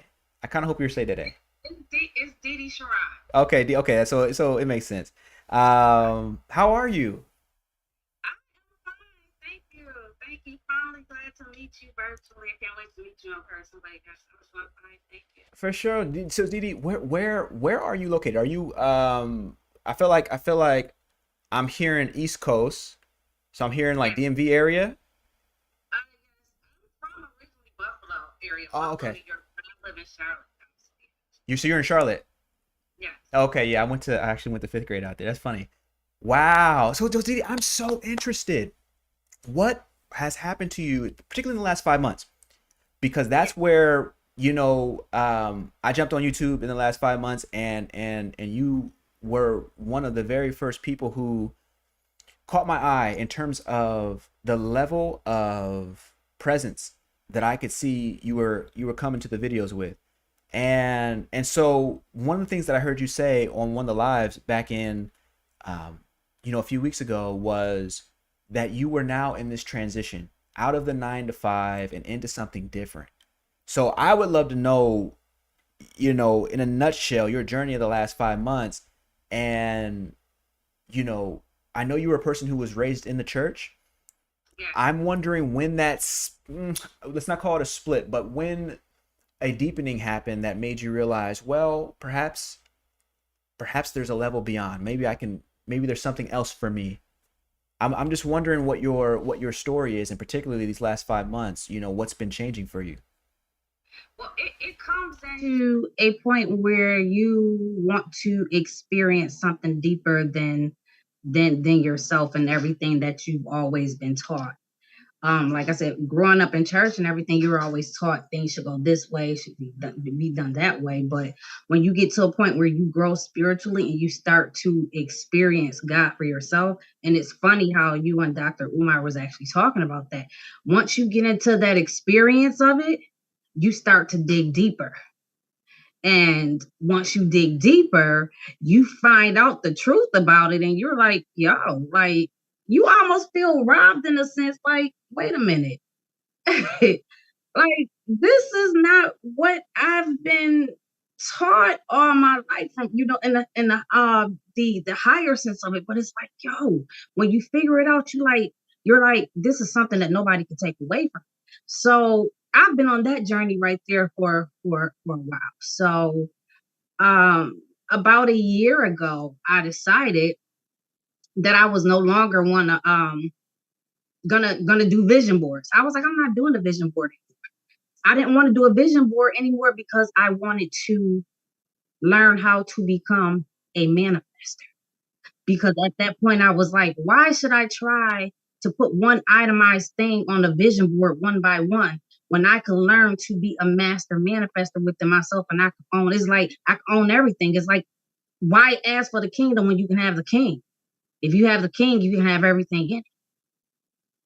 So that's kind of the place where I was. So at the time of me coming across your video and it came up on my feed, the video that caught me, and it actually came up as an ad. I don't click on those ads because I'm like, okay, they're gonna ask me to buy something, but you were like, you do not have a money problem. I'm like, okay.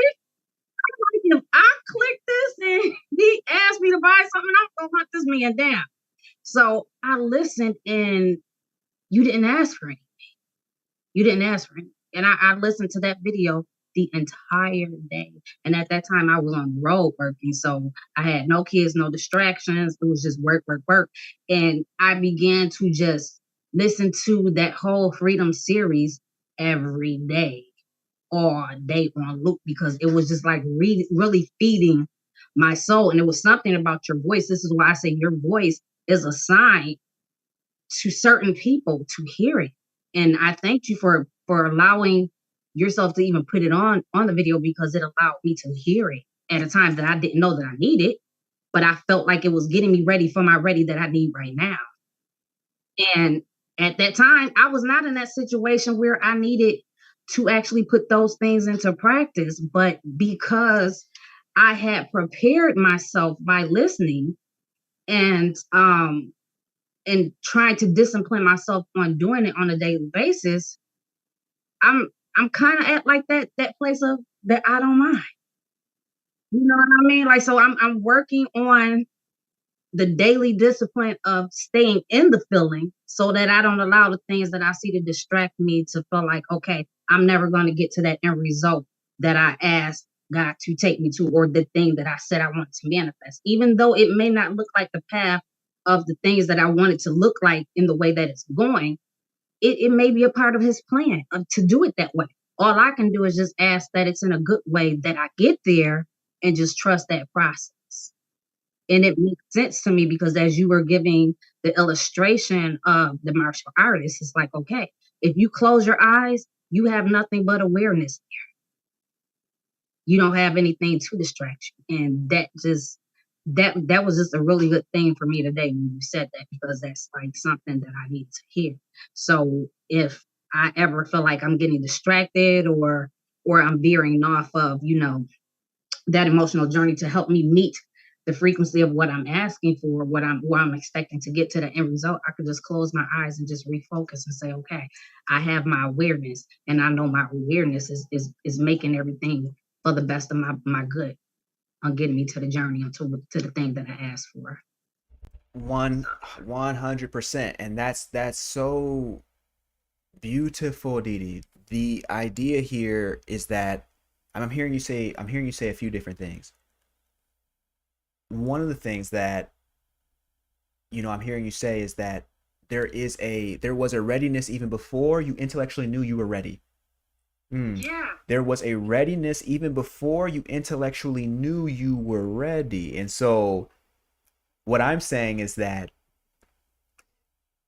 spirit, right, about to set you on a journey now that you've been on. I mean, it's been 5 months now, and so that journey is now taking all kinds of different turns for you. But the idea here is that your intellect, and that's what I meant with the whole martial art thing. I didn't want for people who were like, man, what's he talking about this for? Like the point that I was trying to say is that your eyesight, much like your intellect, can't always lead you to where you need to go in the fastest way possible. Sometimes the eyesight, you'll say, "Oh, look, that looks shiny. Let me go after that." Or you'll think, "Oh, well, wouldn't it be nice if?"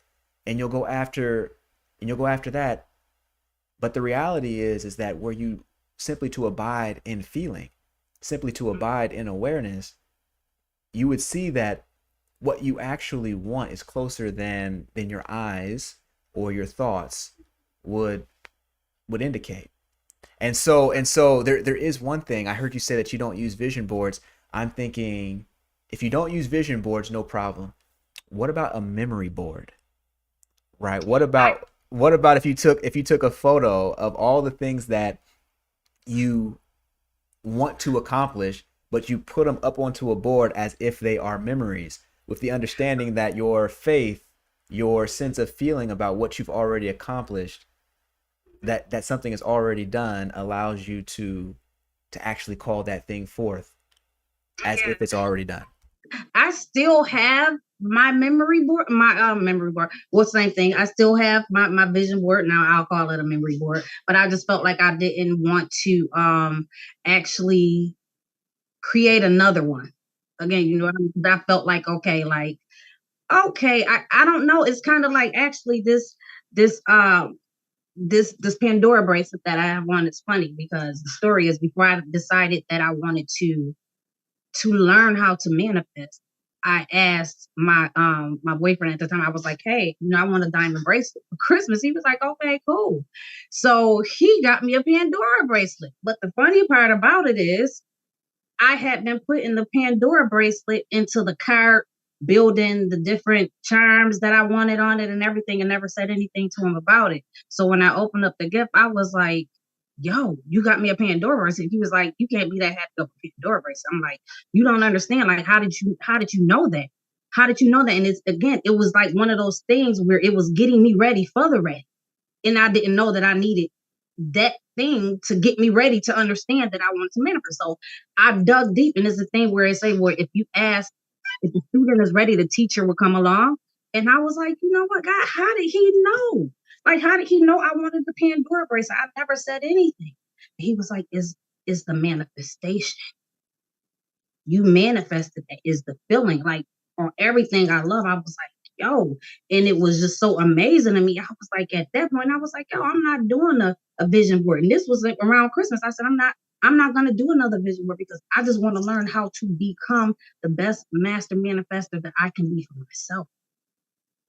So I wear this bracelet to remind me that that was a step for me to be ready, to get ready. I honestly feel like God, he prepares me for the next step each time. Like, and it's just amazing. Like, I just felt like you were there to help walk me through what I'm going through now. And the funny part about it is I gave this award-winning speech to my friend who was going through the same situation, you know, at his job or whatever, you know. And I mean, the speech was just like, could have got a Grammy, okay? And 3 days later, he turned around and gave me the same thing. All I could do was just laugh because I was like, it came out of nowhere. And I mean, he said exactly what I said to him. I was like, okay. I was like, okay, God, this is funny. So I'm like, all right. But I didn't mind because I was already prepared with the tools that I had from the Freedom series.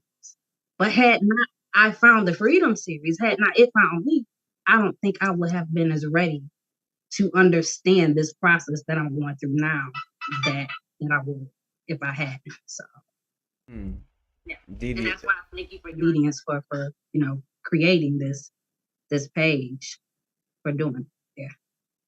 Yeah. Didi, I can't thank you enough.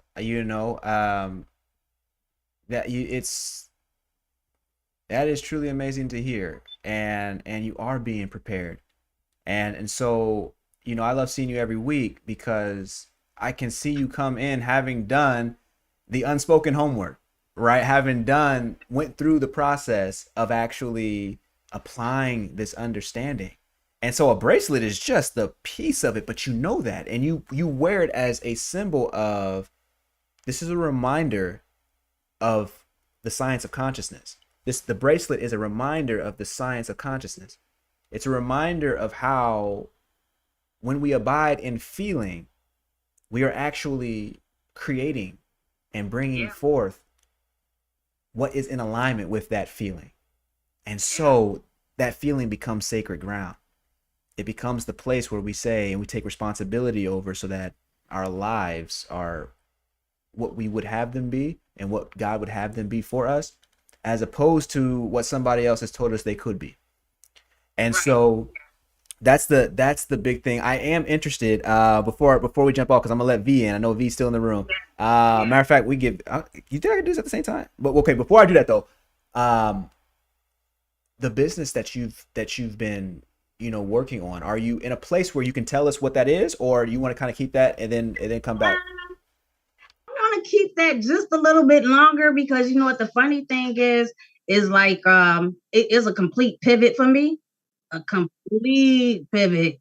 But as I'm getting into it, I'm like, okay, God, I don't know how to do this, but I'm gonna just follow the yellow brick road. And it's like every day is like another piece to that puzzle just falls in my lap. And I'm like, okay, all right. So I'm just literally following the yellow brick road on this. Like, really, I am. Really, I am. Mhm. So that's beautiful because you know in due time, when it is time, when you feel that it is time, then that will be the time that we're here to celebrate and support you. And so, Didi, I love you. I'm so grateful that you get to tap in on a weekly basis, and as we decide to do other sorts of, obviously I would love to get people into retreats and that sort of thing. I think that'd be great. Yeah, I would love to. Like we need something like that. Matter of fact, did you see the end of the full interview with Dr. Umar Johnson? Yes, I did. Yes, Okay, so the end of that full interview, he starts talking about spiritual boot camps, and I was like, oh, what are you saying? And so there's if for folks who haven't heard, like, go watch the end. If you do nothing else but watch the end of that video, I don't say watch the whole thing, but he starts talking about spiritual boot camps, and I was like, oh gosh, these could be revolutionary. Yeah. These could be revolutionary. And so at any rate, I you know, being able to see you on camera is itself a treat. And then obviously there's still so much more to go. So I just want to Yeah. thank you so much for coming on and talking with me and getting us a sense of what your journey is like, and knowing now that you're in the exact place that you need to be. And so Yeah. And I encourage everybody that may be new and may not be at the level that everyone else is at. It's graduation stages. And as you grow and dig deeper into yourself, like just don't give up, because it's daily discipline for me as well, like on staying on track and refocusing and resetting my emotions and my feelings, and getting back to that feeling and not being in my feelings. Like it takes discipline, and just don't give up. Just don't give up. Just don't give up. And and thank you, Dr. Sean. And can't wait for the book to come out. And at some point, I hope later down the road you do an audible, because your voice is healing. And like I said, your voice has power, and it is a sign. So I just hope that we can get an audible out of you at some time whenever you get time to do it. Thank you. my bad. If I want to see, they couldn't hear me. I want to see if we can get V in the room. So Okay. so V can say what's up to you as well. Let's see if this works. If it don't work, then Get off so she can have her time. I don't want to hard you up. So is that her? Oh, that's her right there. Okay, okay. So V, you're in the room. Hi. Hey V. So Hi, V, can you hear me? okay, so I can. You want me to exit so she can come on? well, Didi, I was wanting us to kind of just all say hello to one another. You know what I'm saying? First of all, I'm testing this out and see if it works, but then also, just so we can all get a sense for each other's faces. But yes, Didi, you're able to jump off when you like. I was just, I just wanted to test and see if this would work. Okay. All right. So I'll give V her time. Thank you. Love you guys so much. Thanks for having me. Love you, Didi. Bye bye. Okay. Hey. Okay, all right, V. What's going on? How are you? I'm good. I think I'm living in your future. This is Thursday here already. So I think I catch you, it's Wednesday where you are, right? Yes. All right. Well, it's Yes. Tuesday. So for me, It's it's Tuesday. Tuesday. Oh no, today is Wednesday for me. Okay. Sorry, I was ahead a day. So for some reason, I thought it's Thursday. But no, I'm in Wednesday. This is midday for us at the moment. And usually I sort of find you online midday. And then by then, obviously, you've been on live for a good hour or so. And then I was just like, you know what? I'd like to catch it early this time. Yeah, I think I got on fairly early on today. Okay, so that's why I'm always wondering. I'm like, why is V always so late to the room? And it's because you're obviously on a whole different time. So if it's Wednesday right Yeah. now, what time is it over there? It's 12:08 in the afternoon. Just midday. Yeah. What? Okay, so okay, I love this. So are you able I'm to talking to you from your future. so are you able That's what we say to here. get out of working right now, or what are you what kind of offering do you Sure. do on the during the daily? So I work for myself. I manifested this job before COVID hit. I'd always wanted freedom, and this was one of the manifestations of it. And now it's just like I work whenever I want. I can turn off the phone. I'll call you back in an hour. I don't need to take this call right now. So I'm a commercial broker, and freedom is the name of the game. Yeah. Okay, so this is beautiful. So then my question is, you know, one of the things that I've noticed about you, V, is that you are very in tune, and you seem to be you've already been a student, right? You've already been a student of this understanding, and particularly because of the book that you recommended to me, which I thought was fantastic.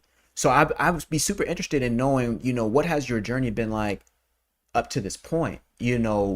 What got you, when was your awakening moment? I don't know if there's a specific awakening moment, but there's just been series of things that I know of just synchronicity. Can't say the word. They've just led to from one point to another, and I can look back and say, "Oh, I understand why that had to happen, or that happened because I wanted that." However, I just know the thing that I've always chased is freedom, no matter what. I just wanted to be free. And this was childhood experiences. I lost my mom when I was 5. And then at the same time, dad sort of decided to send me off with his aunt. So it was a very traumatic childhood till at least 16. There was sexual abuse and whatnot. And I had no idea. I mean, I was actually born in India and I moved to New Zealand when I was 16. But in India, like, I never cared for the gods or any of the religious side. Like, it just never interested me. When I moved to New Zealand, I moved out of home and I went to university in a different location, so away from the family. So at some point at 18, I was just like, I want nothing to do with you people. This is toxic. I'm out and I'm just not looking back. And basically, I've been supporting myself since. And that was the point where I was just like, okay, now I'm actually free. I don't know what to do with myself. And then it was kind of like, you may need to deal with the trauma now. So then I saw a psychologist for a few months. And I think at some point she and her, we both realized that she was sort of pushing me towards antidepressants. And I was just like, you know what? No. Something in me was just like, don't want to go down that path. So I stopped with her. And then I think I was dating this guy and he was a Catholic. So he would say, come to church with me. Not to convert me or anything, but I would just like, you know what? I'll go sit at the back. And it was very peaceful. I enjoyed whatever I heard. There was no pressure. And I remembered a few things. And I was just like, this is actually kind of nice. And then I had some friends who were in the whole Christian groups and they were trying to like get me to go to church and convert. And I was just like, no, thank you. But I like the idea of having this relationship directly with God. Because I don't know how much you know about Indian gods. There's just so many of them, and you're bribing them basically to get something. And I was just like, that ain't right. It just never sat well with me. So, and then they had me sort of so I was familiar with Jesus Christ, let's just say. I was in and out of church, like never really stuck to anything. Finished uni. Then, like I think one of my friends actually said like, oh my God, like you need to watch this movie. I'm going to send it to you. Like I'll put it on a USB. You just ask my brother. She was in a different state. And that happened to be The Secret. I don't know if you've heard of it. So by Rhonda Byrne, I think she's Australian as well.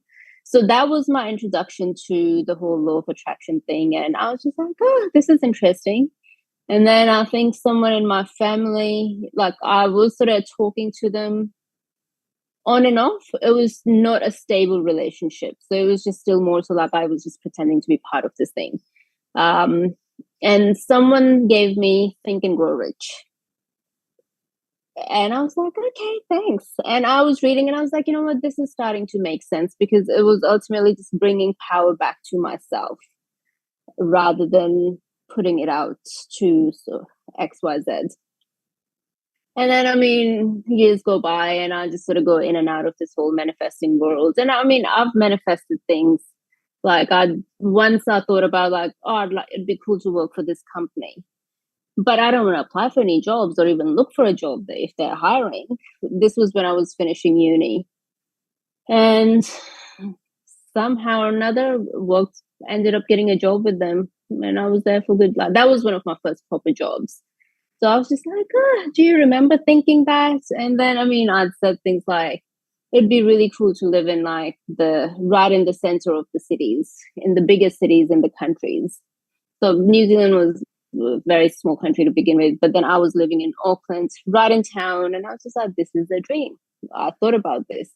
Then I was like, you know what, let's go to Sydney. It was always something in me would say, just move to Sydney. And I was like, okay, I'll listen to this and I'd go. So it was basically, I remember like, I think as soon as I decided, it was like mentally I was already in Sydney because I really didn't care about what anyone else said there. And friends were like, "Are you sure you want to go? You haven't been there before." And I was like, "No, I think I'll be okay." And then I had a friend here who was in a different part of Australia at that time, and she had moved to Sydney. So I'd asked her, "Hey, can you recommend any places where I might first land and stay for a while until I get a job and whatnot?" And she's like, "You know what? We have a spare room. Come stay with us. I know we're an hour from the city, but we're right next to the train line." And they basically become my adopted parents. And I lived with them for like 5 or 6 months. I mean, I got a job in that time. I got a boyfriend in that time. And next thing you know, like moved with the boyfriend. And I mean, I was always changing jobs because I was like, okay, there's so many different levels to get to. But I would never just be the sheep. Like I was like, don't ask me to follow rules. I will ask you questions wherever possible. So in a way, it sabotaged any potential of promotions and whatnot. But I was like, that's just not for me. Like I just will not kiss anyone's ass to get me from A to B. Hire me on my merit, my CV. Don't expect me to go outside of my own value system. For some part of me, just always just stuck with that. Like I will not compromise on my values, period. And then I think like a few years with the boyfriend, I was just like, you know what, this isn't working. No blame. I'm not blaming him for any of that, but I think it was just a mutual thing that we came to realize. It's like, you know what, we're different people now. And I was like, I gotta get out. Like, he was like, let's have kids. And I was like, no way. Not after what I've seen. There's just no way that I would love to have children, but with the right man. So for me, I was just like, there's just so many red flags that I've seen in this. There's no way I'm bringing life into this world, given that I don't know if I want to be part of this long term. So I moved out, and then a few years of here and there, and just sort of looking for. I mean, I've done like NLP coaching and all sorts of things throughout the process of it, and energy healers and whatnot, and you name it. And I was just like, there has got to be an end to the healing process. And now it's like, and I think eventually I found Neville Goddard, which I had actually looked at his stuff back 10 years ago or 15 years ago when I was a uni still, like Wayne Dyer's Wishes Fulfilled. And he talked about, like, that book is basically based on Neville Goddard's teachings.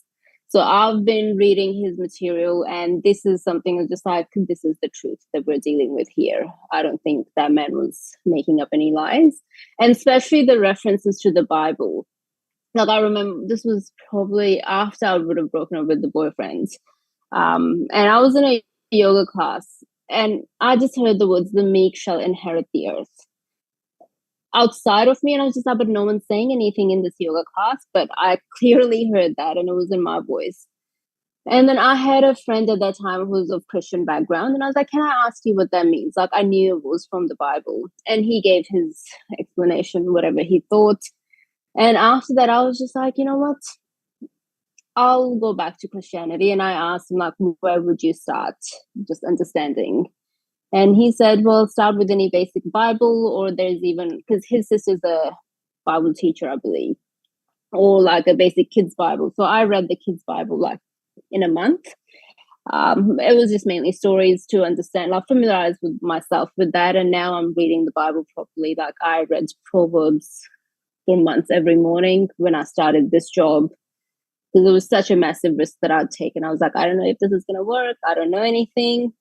It worked out just fine. But yeah, I do sort of see that meek shall inherit the earth as a defining moment for me to just take the right road, back on road again. What did that mean, V, real quick? What did that mean for you when you said can you just explain just a little bit more when you said the meek shall inherit the earth? Of course, we know that's a biblical scripture, but specifically for you, what was it about that moment that sort of opened you up in a new way? Yeah. So for me, it was basically just like, I think you're done trying to do things on your own. It's time to really lean into that, the life force behind you. And funny thing, so after that, I actually came across my old journals. And exactly a year ago, when I was in that relationship with the ex, I had written in the journal like a note to Jesus saying, I want to know you, not as the world knows you, but I want to know you on a personal level. And that for me, I was just like, man, he heard me. Like maybe a year later, the nudge came back, but the prayer was answered. And I've always had this deal with God. It's just like, tell me what to do and I'll do it. Just tell me what to do and I'll do it. And I mean, that has usually come from when I'm like, shit, I don't know what to do on my own and I'm screwed and I really need this thing to work out now. So you lean into that surrendered moment. And then very next day something changes. That has happened like so many times. And now I'm like, you know what? I don't want to get to that misery before I surrender to God. Like I want to live a very surrendered life where I'm detached and there's non-judgment, more so inhabiting the qualities of God, because if God is within me, then I should be able to live as God. Would you say that's one of the secrets to manifesting, this idea of surrendering, this idea of stepping back and allowing the deep down whatever there is to take the wheel, to Yeah. take the reins?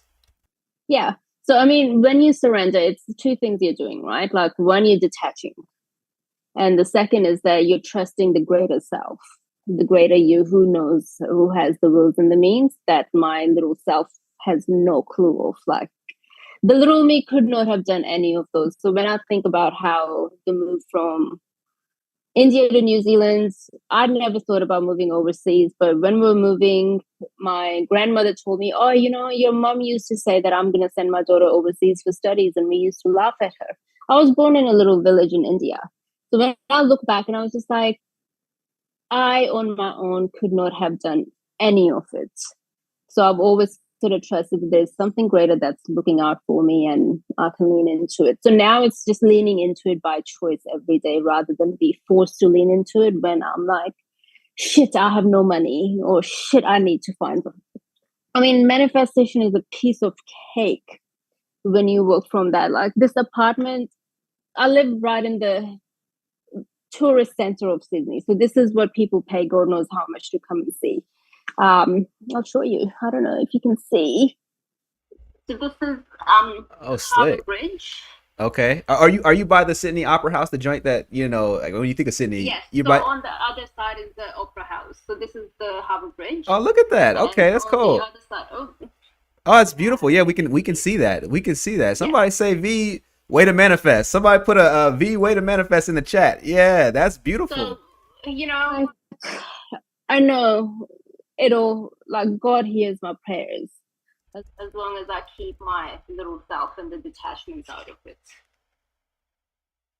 That's where I'm at. Yeah. Okay, so this is so beautiful and it's such a wonderful testimony. I mean, the idea of surrendering two things. I heard you say. You literally told us when you surrender, you do two things. One is detach, and two is trust the truer self that is within. You've made this delineation between the inner you, right, which we could call the true you, and the tiny you, which just wraps it back into focus for folks who are just now tuning in and maybe, having seen the rest of the video and have fast forward to this part. This is such a beautiful reminder that instead of trying to force things and trying to use the small muscles of the little self, of the tiny you, it is time to go ahead and surrender to a truer self, an inner you. I love that so much. I think that's one of the reasons that people have a difficult time manifesting. If any of us think about the times when we've struggled with creating something new, it's usually because we're holding too firmly onto some version of a thought or idea that we thought was going to take us all the way. And a thought is nothing compared to God, right? Compared to this deep down inner you. And so by you coming on and saying that and then showing us your results, right? You just showed us the harbor. I don't know anything about Australia, but I know that looked nice, And so Of course, It's the manifest. richest, like most expensive city to live in. It's one of the most sure. This is one of the most expensive cities to live in. Like everyone pays $1,000 plus a week in rent here. Mine is 600. It's just like I know I afford things like I can have it like when I don't place limits on myself, like it's easy, like I get things. And just one thing that if I may share, like something that helped me greatly and it may help someone else. Like just last week, because I was constantly reacting to my clients or whoever the other party that I had to deal with for work. And this week I decided, you know what, just watch the reaction, just sit back and see where it's coming from. Quite often it does come from that controlling the small self. And when you can see that, then it's like, oh, actually, you know what? I don't need to react, or like I don't need to send this email right now or yell at this person and call them. That really does help. So what I had done was one day, maybe last week, I made the distinction between what the job of the small self is and what the job of the greater self is. So small self, you're not responsible for these manifestations. I'm not asking you to go out and make any of this happen. We're only asking you to trust the greater self and have its way. And we just follow what's required. Because the ego is always like, sure, you know, there's just different labels given to the ego, like it's always trying to protect, and there's all these triggers and whatnot. And once I said, thank you for all this, like you've done a great job protecting me and keeping me safe here. But those things that I'm wanting, they're not for you to worry about or think about. That really just switched something off where now I'm just like, I can be detached. The detachment is easier now because it's like, oh, actually, it's not my job. We'll let God handle this. And that's just helped me so much. So I hope that it may help someone else too.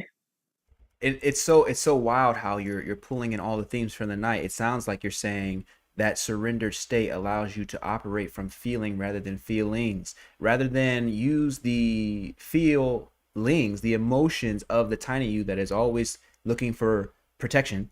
That's always that little self, the ego, that's always looking to engage in self-protective measures. What I'm hearing you say is by scaling back and trusting that deeper self, that truer self, your tiny self has nothing to worry about anyway, has nothing to fear, no reason to be in the feelings in the first place. And so we return to a truer self that already knows how to give you exactly what you need. I simply love this idea. And folks, just for people who are coming in, this is not, we are not saying manifesting is not merely about getting material goods or material wealth or any, that's material wealth is just but one of the things that your higher self has for you when you surrender and trust in it. We're not taught, you could not have that and still have everything. This is not about the form in which our good comes to us, whether or not it's wealth or not, or material wealth or not.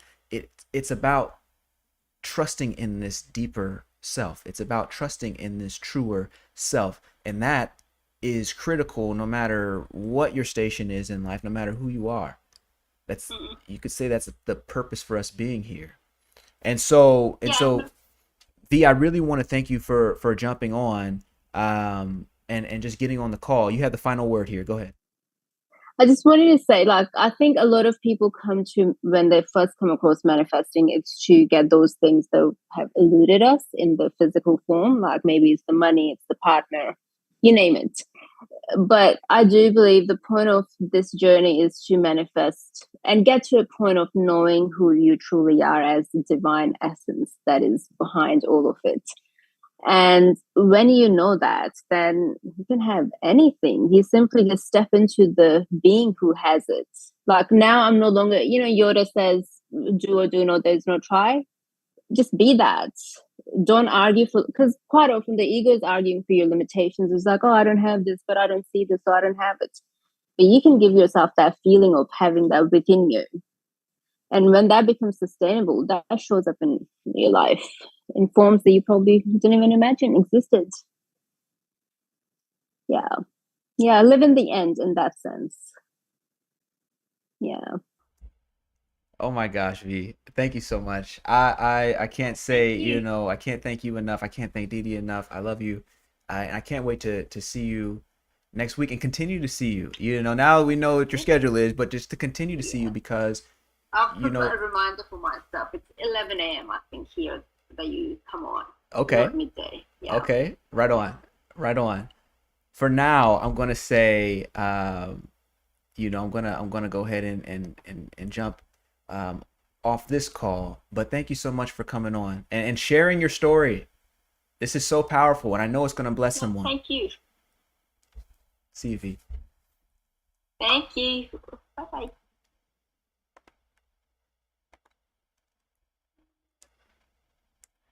Isn't that isn't that so beautiful? Yolanda, I saw you come in. Welcome in. Welcome in. Isn't that so beautiful?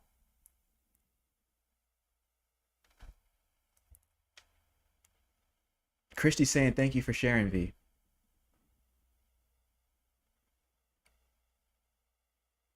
Dee saying thank you, V, for sharing your story. I'm saying thank you, V. Because there are so many insights, things that, are speaking. The truth never gets old.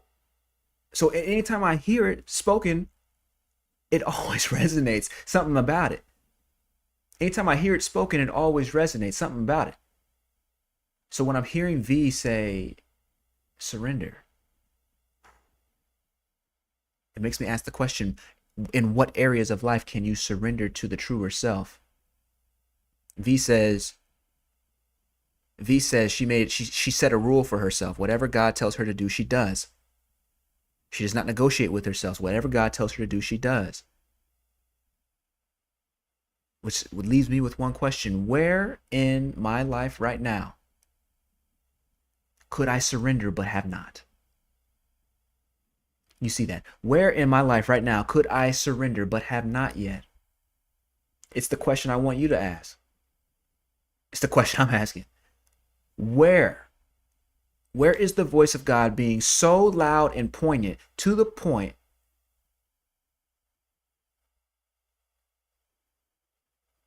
but I'm not listening because I think I know better? Because I'm entertaining a thought that says, oh, no. What we really need to do is go this other way. Try a different path. No, thank you. The tiny you simply doesn't have enough strength to make the journey, doesn't have enough strength to get me where I'm trying to go. And I doubt it has enough strength to get you where you're trying to go, particularly if where you're trying to go is God. Elevated consciousness. I don't really see how tiny you can help you with that. You're going to need to rely on a power source that's beyond the ego, or its fears, or its trepidations. These saying surrender. Okay. These saying surrender. Not V the person, but that truer self, which is in her, which is in me, which is in you, is saying surrender. Somebody put yes in the chat if y'all are feeling that. I'm about to go journal. I don't know what y'all doing. I'm about to go journal. Somebody put yes in the chat if y'all are feeling that. Wow.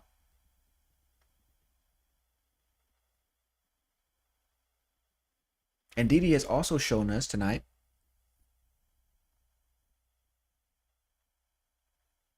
the power of starting. Just begin. We don't know. I don't know who needs to hear this tonight. And arguably, you won't even know if you needed to hear it, as Didi is suggesting, until it's time for you to use it. You dig what I'm saying? So Didi has provided us with insight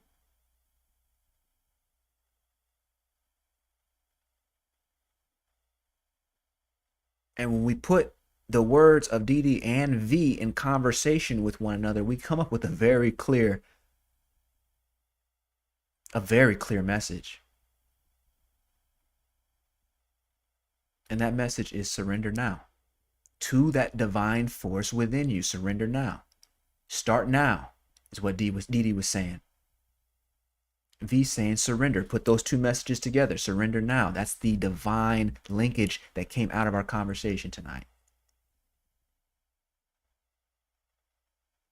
Surrender now. Begin now. There is an area in your life where you think you know better, where you think these thoughts, this intellect that you've developed over the last 20, 30, 40 years, 50 years,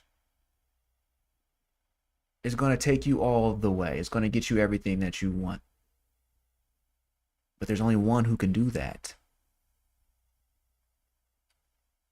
And it's obvious who that one is were you to surrender now. This is the beauty. The message that is originating out of this very community that we're a part of tonight. Surrender right now. There is an area. In that area, find it, surrender there. All of us have an opportunity. There's more we could surrender. Places where the ego is currently in charge, and we could surrender that. We could let go.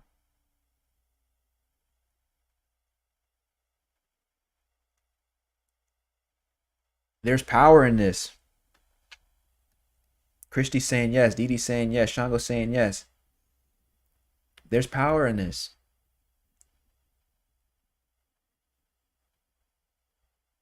Honestly, I didn't think we was going to make it a couple hours tonight. You know what I'm saying? Wow. Now, let me just say thank you to DDMV for that offering. Message received. Message received.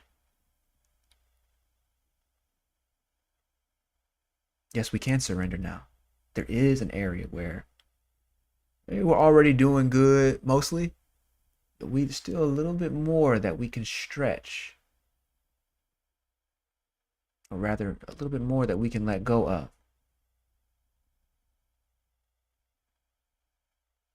So that we can surrender to the highest self, the deepest fabric of reality.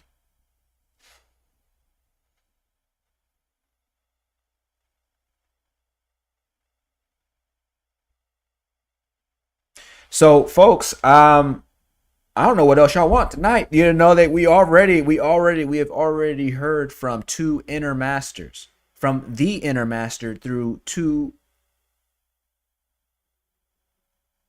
individuals who happen to go by the name DDMV.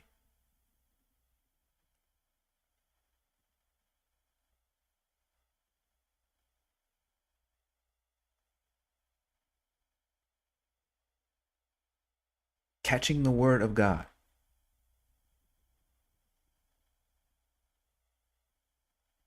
That's the beautiful part. Their higher self already knows exactly how to take them to the exact place where they ultimately want to be, the place where they would love to be. And when in that surrendered state, already on your way. This is true for all of us. So, folks, yes. Shango saying thank you, goddesses. 100% love, fire. Yes.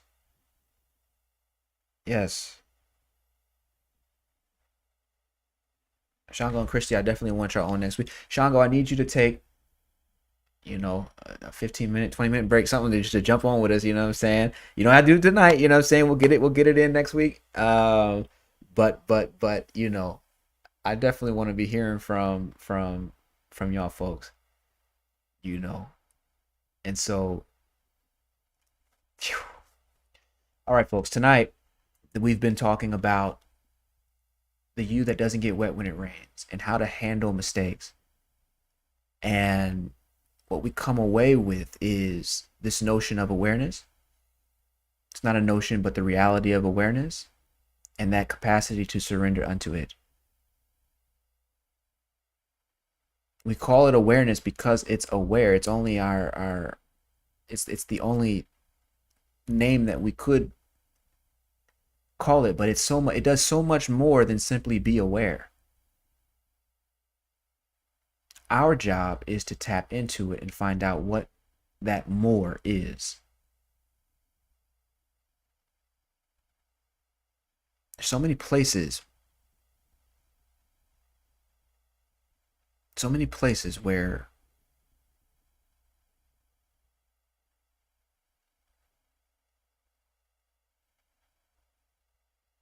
we're still holding on to a tiny you.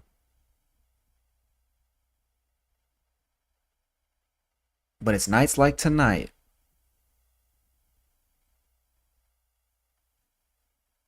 as we sign off here tonight. It's nights like tonight when you'll hear a messenger on YouTube coming in the form of a person named Didi, coming in the form of a person named V. Maybe it's a neighbor. Maybe it's something you heard. You'll hear inner you suggesting a different path.